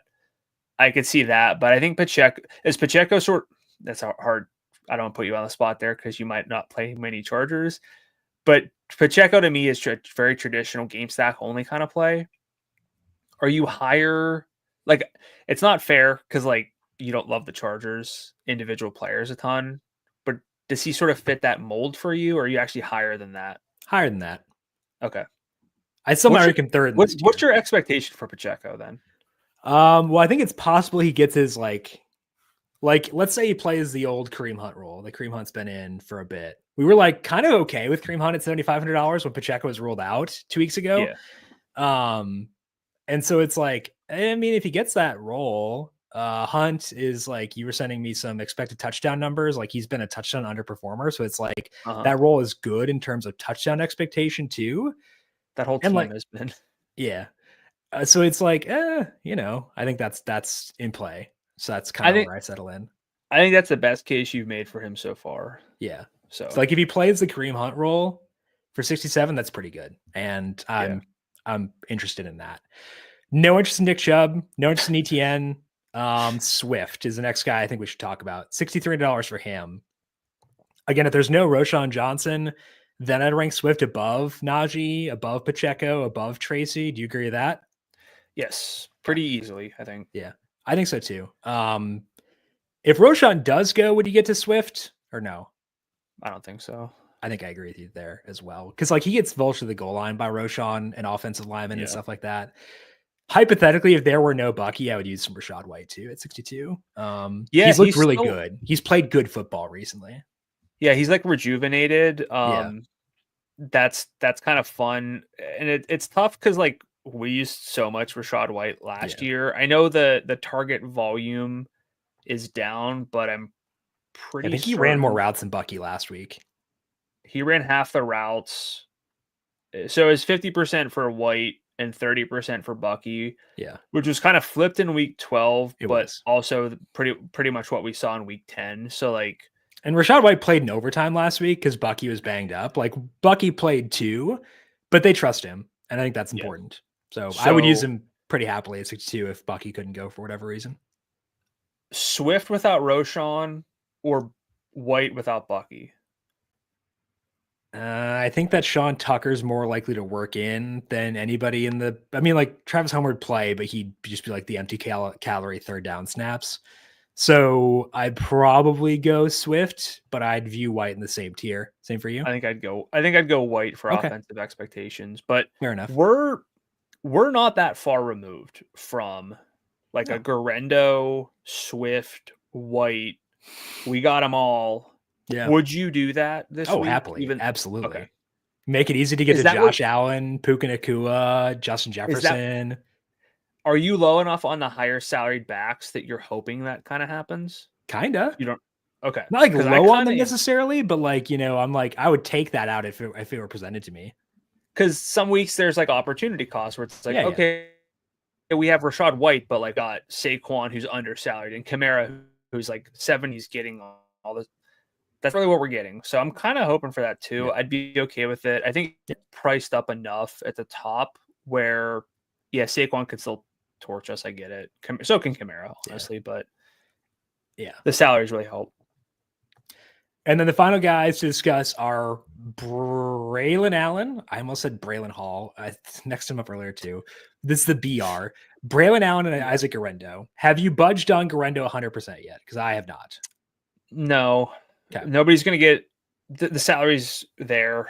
I just feel best about him, frankly. And then ranking out Swift with no Roshan, White with no Bucky, Allen with no Hall. How do you rank those three considering salaries? Even with salary, I think I'd still go White, Swift, Allen. I was flipping Swift and White, but yes, I agree with you there. So, boy, like I said, like we could get 4+ value back options. Be awesome. We could get really just Garendo. Yeah. Depending on how things go. So yeah. I don't know. Even just Garendo though, I feel good enough about Najee, Pacheco, and Tracy to still be fine with it, which is nice. Okay, so Love's a running back. Garendo. Yes. Bucky assuming health. And then I think probably Najee, frankly, for me, because I think I'd rather love a guy in the low value range than love a stud this week. As it stands now, where we're not certain, I think Najee is sort of 3, with the caveat that I think Saquon's still fascinating. And the top stud. Yeah. I agree with all that. And then Pacheco and Tracy, solid likes for me, is what I would say there as well. Yes. Receiver, we have the top end studs are A.J. Brown, Justin Jefferson, Puka Nacua. I think Nacua is pretty likely to be in my, you give me one lineup this week at 87 or 86. And then I want to force my way into A.J. Brown and Justin Jefferson this week. I want to have some FOMO exposure. They're not cash game plays for me, but for tournaments, if you give me 5 lineups, I'm probably getting one of each. I think that's kind of where I settle in on those guys. Are you in the same range with them? Yeah, if you look at the rest of the studs, if you go from 8,000 up, and that includes Jackson Smith and Jigba, which is sick. It's really easy to say I like the top 2 the most, but I'm most fearful of not having any AJ Brown and Jefferson outside of Puka, because I'm going to have a lot of Puka Nacua. Yeah. He just assumed. Yeah. His target share is phenomenal and they throw the ball. And he can break 16 tackles and score a touchdown, even if he's having a bad day. Yeah. So I'm with you. Puka's number 1 at the top, but it'd be great to get some AJ Brown and Justin Jefferson. And with, we'll talk about Darnell Mooney. So Jefferson can kind of be brought back that way to sort of alleviate some stuff. So I think there are ways to get to both of them. Adam Thielen, I guess, as well, or potentially Leggett or David Moore, but there are ways to get there. And I think it's worth it if you play, enough lineups where you feel comfortable, spreading things out a little bit. Yep. I agree. Below them, Cup, we discussed limited exposure just in game stacks. Mike Evans, need a full by Friday. Is he only Baker stacks for you? Because I think that's where he settles in for me. I would think so. Yeah. Okay. I do want to make brief mention of Tyreek Hill at 82. I know it's been bad. But they did seem to get him going a bit late against the Packers because there's a prevent defense and stuff like that. But he still has a 46% deep target share since Tua's return with 27% inside the red zone. That's sick for 82. So I don't know if I'll get there, but I don't want to like ignore him. And I do want to at least mention that like he's on my list as someone I'd like to use this week, not a priority. And I want to make that clear too. But like I would like to get some Hill in there in the off chance that like this is the week he goes for 120 and 2. I'll put it this way. If you go like Drake London to Cooper Kupp in that sort of tier, it's Tyreek Hill and it's Mike Evans who you're fearful of not having. You might like to have Drake London. You think that game's fun. You might like to have maybe JSN or Malik Neighbors. It's not quite the same. So I'm with you. If you're in this tier, can't get to Puka or Brown or Jefferson, and you want to play a high salaried receiver, I'd still go Evans if he's healthy. Yeah. But if not, Tyreek. Again, it's more than just, oh, well, if he has a big game. There's kind of the building blocks. I get it, but the odds are just a little low for me. Yep. Okay. Can I skip Drake London? Is that cool? I'm fine with it. Okay. Let's talk about the rest of the 7,000. No. Okay. Sorry. They came out of the bye and gave him so much work. I mean, they also ran 97 plays because Kirk Cousins kept on throwing pick sixes. Well, that's true. But like he's Keenan Allen. Like, I don't know, man. I don't want to use Keenan Allen against the Vikings. Not current Keenan. Young Keenan. I don't want to use Keenan Allen at 79 against the Vikings with how good that defense is when I can use Tyreek Hill instead. But it was a 42% target share. 6 out of the 16 were deep. I know there's like yardage concerns. I just think it's at least noteworthy that he's had a 40% target share. So he's your Tyreek Hill, where it's like, I might not use him, but I do want to at least make mention of him. No, he is not. Tyreek Hill would be, Mike Evans would be my Tyreek Hill. Okay, fair enough. Again, if you're going for the ceiling, give me just Darnell Mooney instead of Drake London, frankly. Okay. Salary.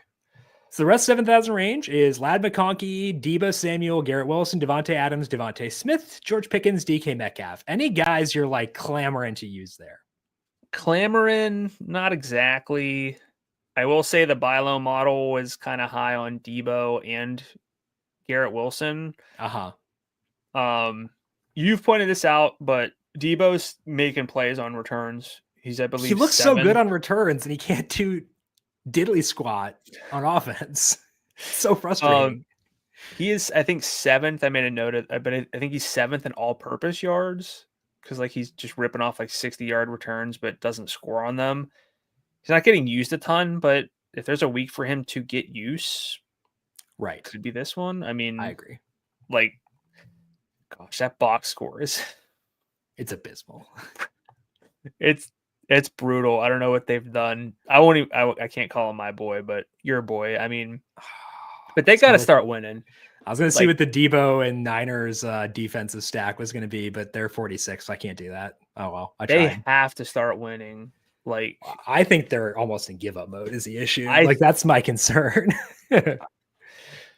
Yeah. I'm just calling out like Garrett Wilson's got a great underlying workload, but I'm probably not going to get there. So does Devontae, frankly. Yeah. Like Devontae, since he arrived, 29% target share, 34% deep, 31% inside the red zone. If I do go Tyreek, I'm not opposed to bringing it back with either Devontae or Garrett Wilson, frankly. Yeah. I mean, again, we're void of like great game stacks. The process is there. Are you higher on like sort of mini? And it's probably no, actually not because you like Tua. Are you more likely to go with a Jets Dolphins kind of differentiation stack or Chiefs Chargers?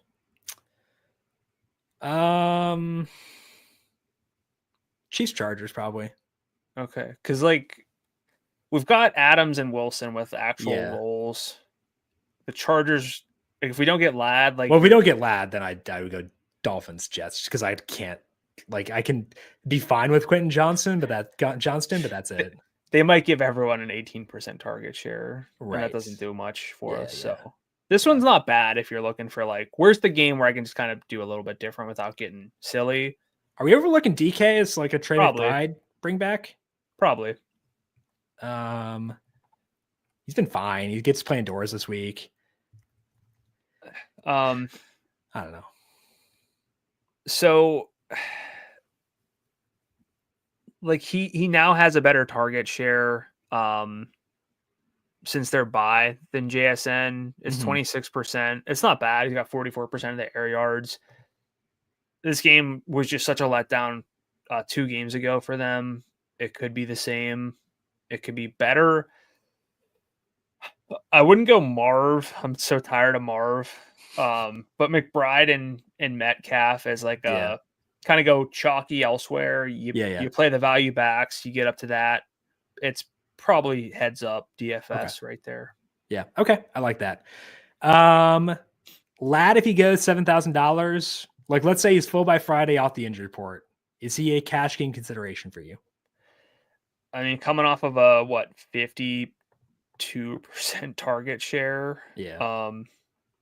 Something absurd like that. So 50%, 7 downfield. He got like all of the downfield work. They just, he would be cash game consideration for me. Okay. We kind of glossed over Devontae Smith a little bit. Sure.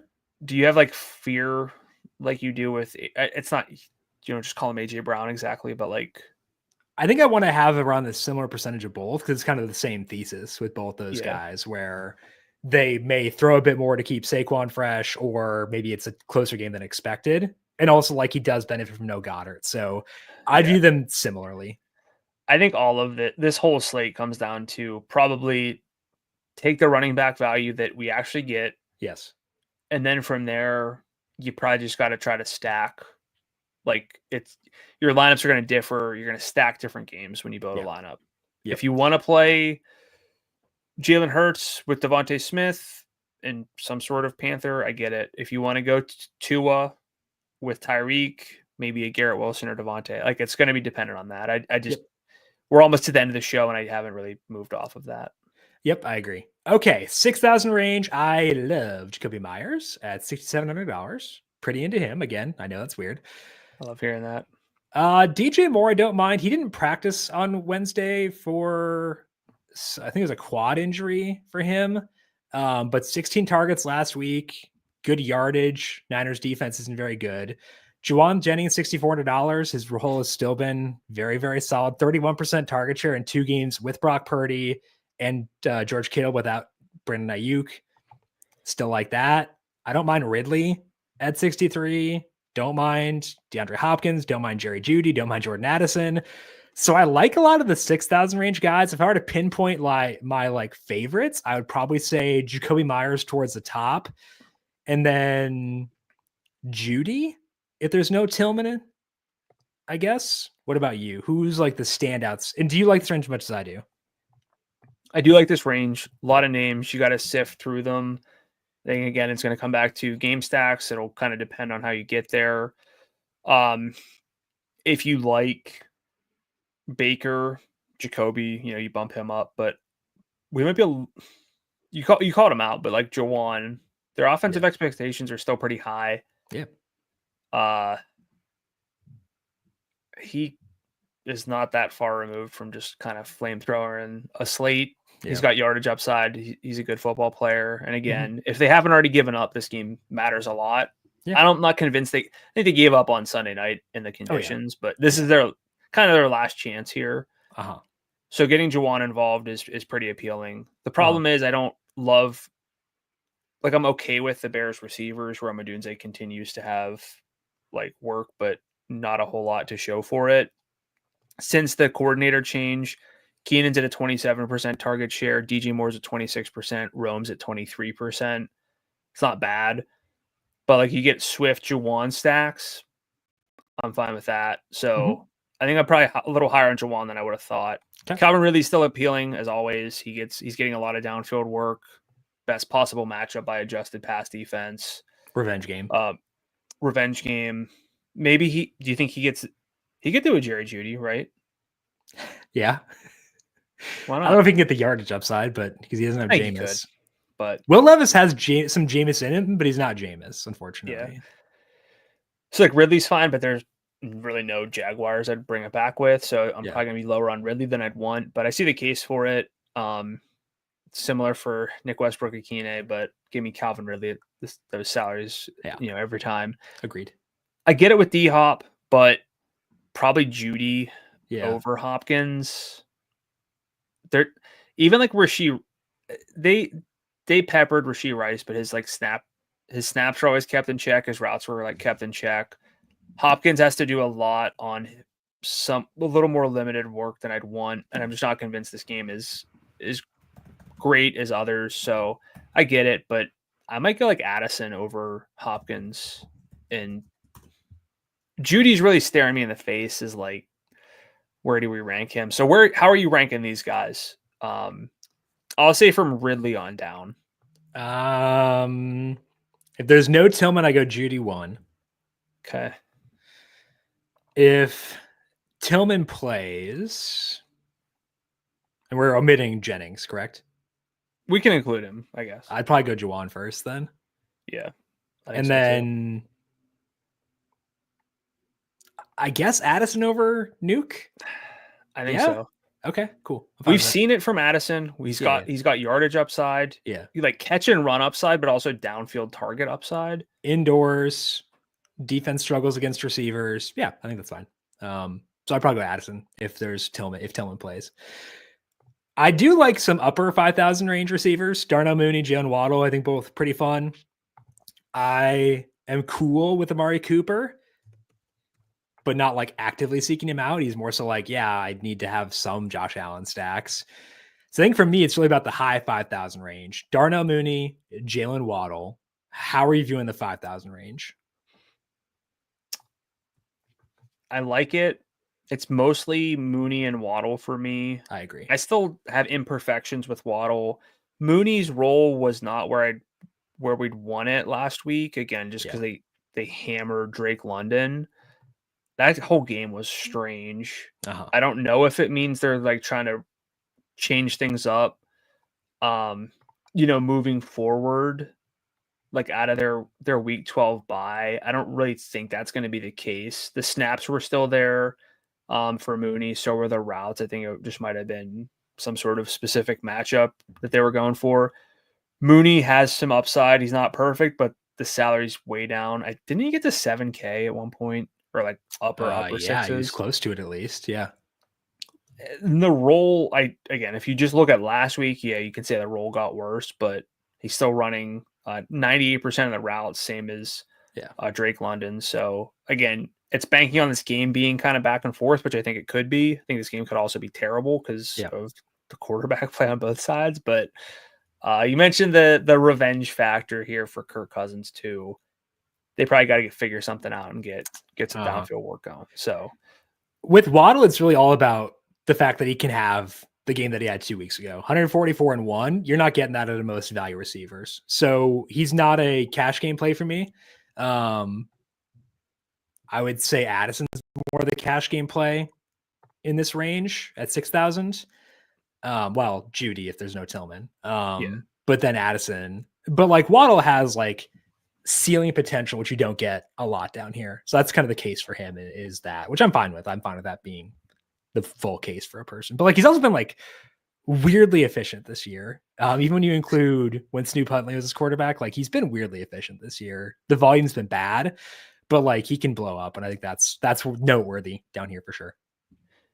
Yeah, like just Jonnu Smith continues to lead in target share. That's not to say that like Waddle's bad, but and you can make the same case for Jordan Addison, where he might be the wide receiver 3 if you include tight ends in his team, like on his team in terms of target share. But I get it. I would like it more if I like the game better. But you go Waddle, Garrett Wilson for like those guys have upside. Yeah, that works. Fun with that. And if you're really chalky elsewhere, you're just playing value or value running backs. But like Josh Allen and Puka, that kind of sort of value stack there, I think that's fine to get some exposure to. I agree. Only other guy I liked down here was Amari. Like, if there's no Lad, I'll have some Johnston, but only in game stacks. Not really going to get to Elijah Moore personally. If you want to talk about that, you can. Coleman at 56 is fine if he's full by Friday and in Allen lines, but really I think that's kind of it for me at receiver. Anyone else you want to shout out down here? So you mentioned like Adam Thielen, but that's specific to game stacks, and even then it's tenuous. Okay. Correct. Yep. I know at some point the Rome game is going to happen. The 49ers kind of let up a high ADOT. He gets downfield work. Just pretty big touchdown regression candidate in recent weeks. Yeah. Like, so sure. Rome, it's just hard to rank him above like DJ Moore. So yeah, I hear that. Okay, so loves that receiver. I'm gonna go. Well, Judy, if there's no Addison, no Tillman, I'd go Judy. I like Jacoby Myers a lot. I mean Puka. Oh, sorry, Puka. Yeah, sorry. He's Puka. like Puka's like Josh the Allen love. of, Yeah, he's like the Josh Allen of receivers. So Puka, I'll go Addison or Judy depending on the health of Tillman, and then Jacoby Myers. I don't know. Receivers, like I just have a lot of guys I like, but not a lot of like firm loves outside of Puka this week. I'm going Puka. I'm kind of really warming up to Juwan. Okay. Again, it's like it's a good shout out. It's their last. Yeah. He's really the wide receiver one. These other guys, I mean, Judy would be, although frankly, again, just not as many targets as some other guys in that offense. So maybe technically not. Maybe they also just peppered him because it was a revenge game. But I'm going Puka, Juwan,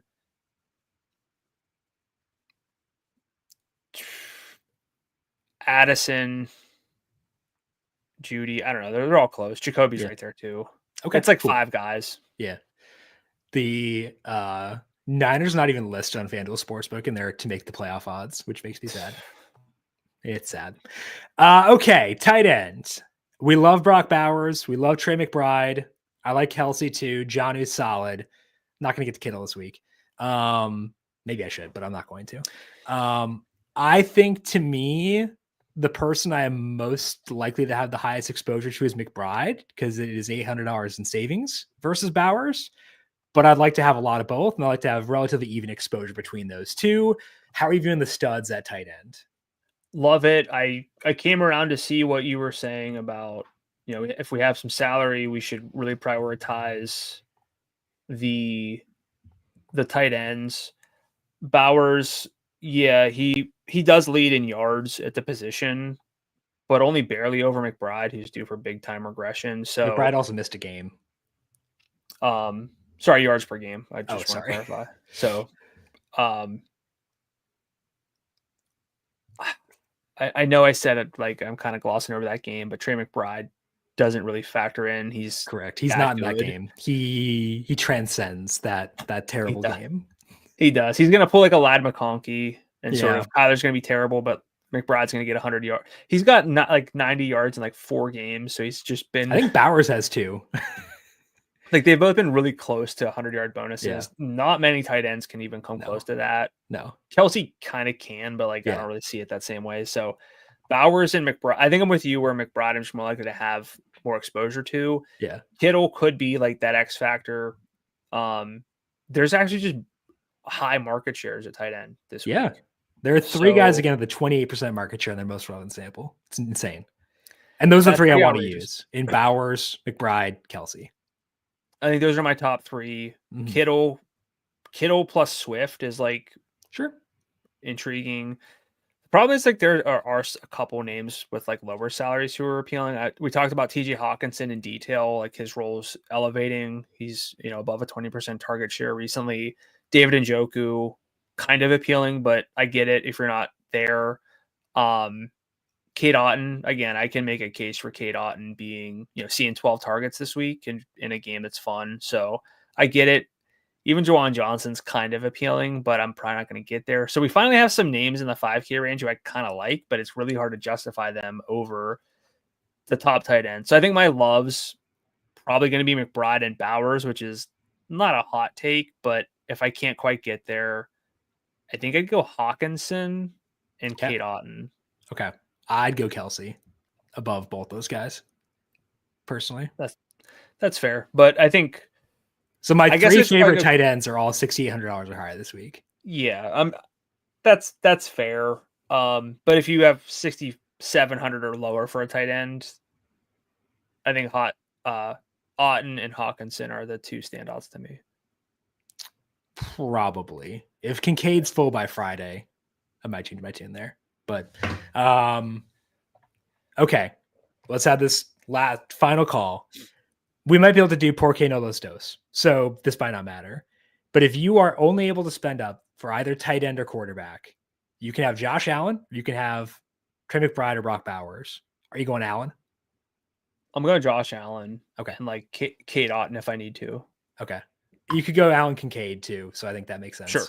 If he's full. So I think that makes sense. I still would rather, like, it's cheating, but I'd rather do both. So that's where we're at. Okay. Defense. Don't mind the Falcons at 32. I got torched by the Jaguars last week. They're not good. I'd be receptive if I needed to, but I'd rather play the Falcons, even though I like that game. Sam Darnold can turn it over. He can get sacked. Like, I'm not going to play the Falcons with Vikings players, but yeah. Just because I like the Vikings doesn't mean I would not play the Falcons defense this week. And they got a pass rush a bit last week. 5 sacks on Herbert. They had not done that the entire year. Maybe they figured something out. I doubt it. But like maybe. I don't really want to use the Giants and no Dexter Lawrence because I think they could be just trash. But the Saints have lost a lot of playmakers, so the Giants are at least a consideration for me. I don't mind the Jags call out given Will Levis. There's that. Don't hit the Cardinals just because Geno drops back a bunch. He'll make some mistakes. It's more of a volume thing than it is anything else. If there's no McConkey, the Chiefs at 39 are pretty interesting. Again, the Falcons got 5 sacks last week. Could be because the Falcons, or it could be because the Chargers have suddenly like collapsed. I don't know. That's kind of weird. So don't hate the Chiefs there in that regard. Titans 4,000 against Mac Jones. Good with that.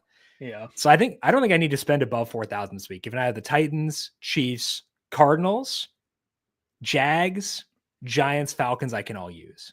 Yeah, I agree. I think that's a good week for defense too. So it keeps it simplified, gives us options. Any final thoughts for you now that we've talked through the entire Week 14 main slate? Still got to stay tuned for the value running back situation. Could get a lot, could maybe not. I don't want to force anything. I don't want to play Braylon Allen if I think Breece Hall might be limited, anything like that. It's not you don't need to do it. You got that 6,000 range. So I think the things that really stood out to me are I'm just going to play a lot of Josh Allen, frankly. And you were right about tight end wanting to get there because we have guys with 100-yard upside, which historically we've not had. Yeah. So tight end's fun now. And I want to be there when those guys hang 102, which they can do and might do. This one of them's probably going to do 100 yards and 2 touchdowns this week. So I want to be there when they do so. That is all that we have here for today. Breaking down the Week 14 main slate. Back with you once again next week to preview the Week 15 main slate. Same place, same time on the FanDuel Research Podcast feed. Go search for that Apple Podcast or Spotify. Leave us a 5-star rating and review if you like what you hear. You can also find us streaming live on the YouTube page, 10 a.m. Eastern every Thursday. NFL Week 14 best bets with Dubs Anderson coming up later on today. NFL player props for Week 14 with Austin Swaim tomorrow, 10 a.m. as well. So subscribe there, enable notifications, and leave us a thumbs up. We appreciate those who have done so already, as always. Brandon, if people have questions for you on the socials, where can they find you there? I'm on X at Gdula13, GDULA13, and I'm on Blue Sky at Gdula. And I am on Blue Sky and X at JimSannes. You can find FanDuel Research on X at FanDuel Research. Big thank you to our YouTube producer, Justin Lane, for his work on the video side of things. Thank you, Justin, as always. And thank you to everyone for tuning in. Good luck to you on the Week 14 at DFS main slate. Enjoy your 100 yards and 2 touchdowns from Brock Bowers and Trey McBride. We'll talk to you once again next week. This has been the Heat Check, a FanDuel Research podcast.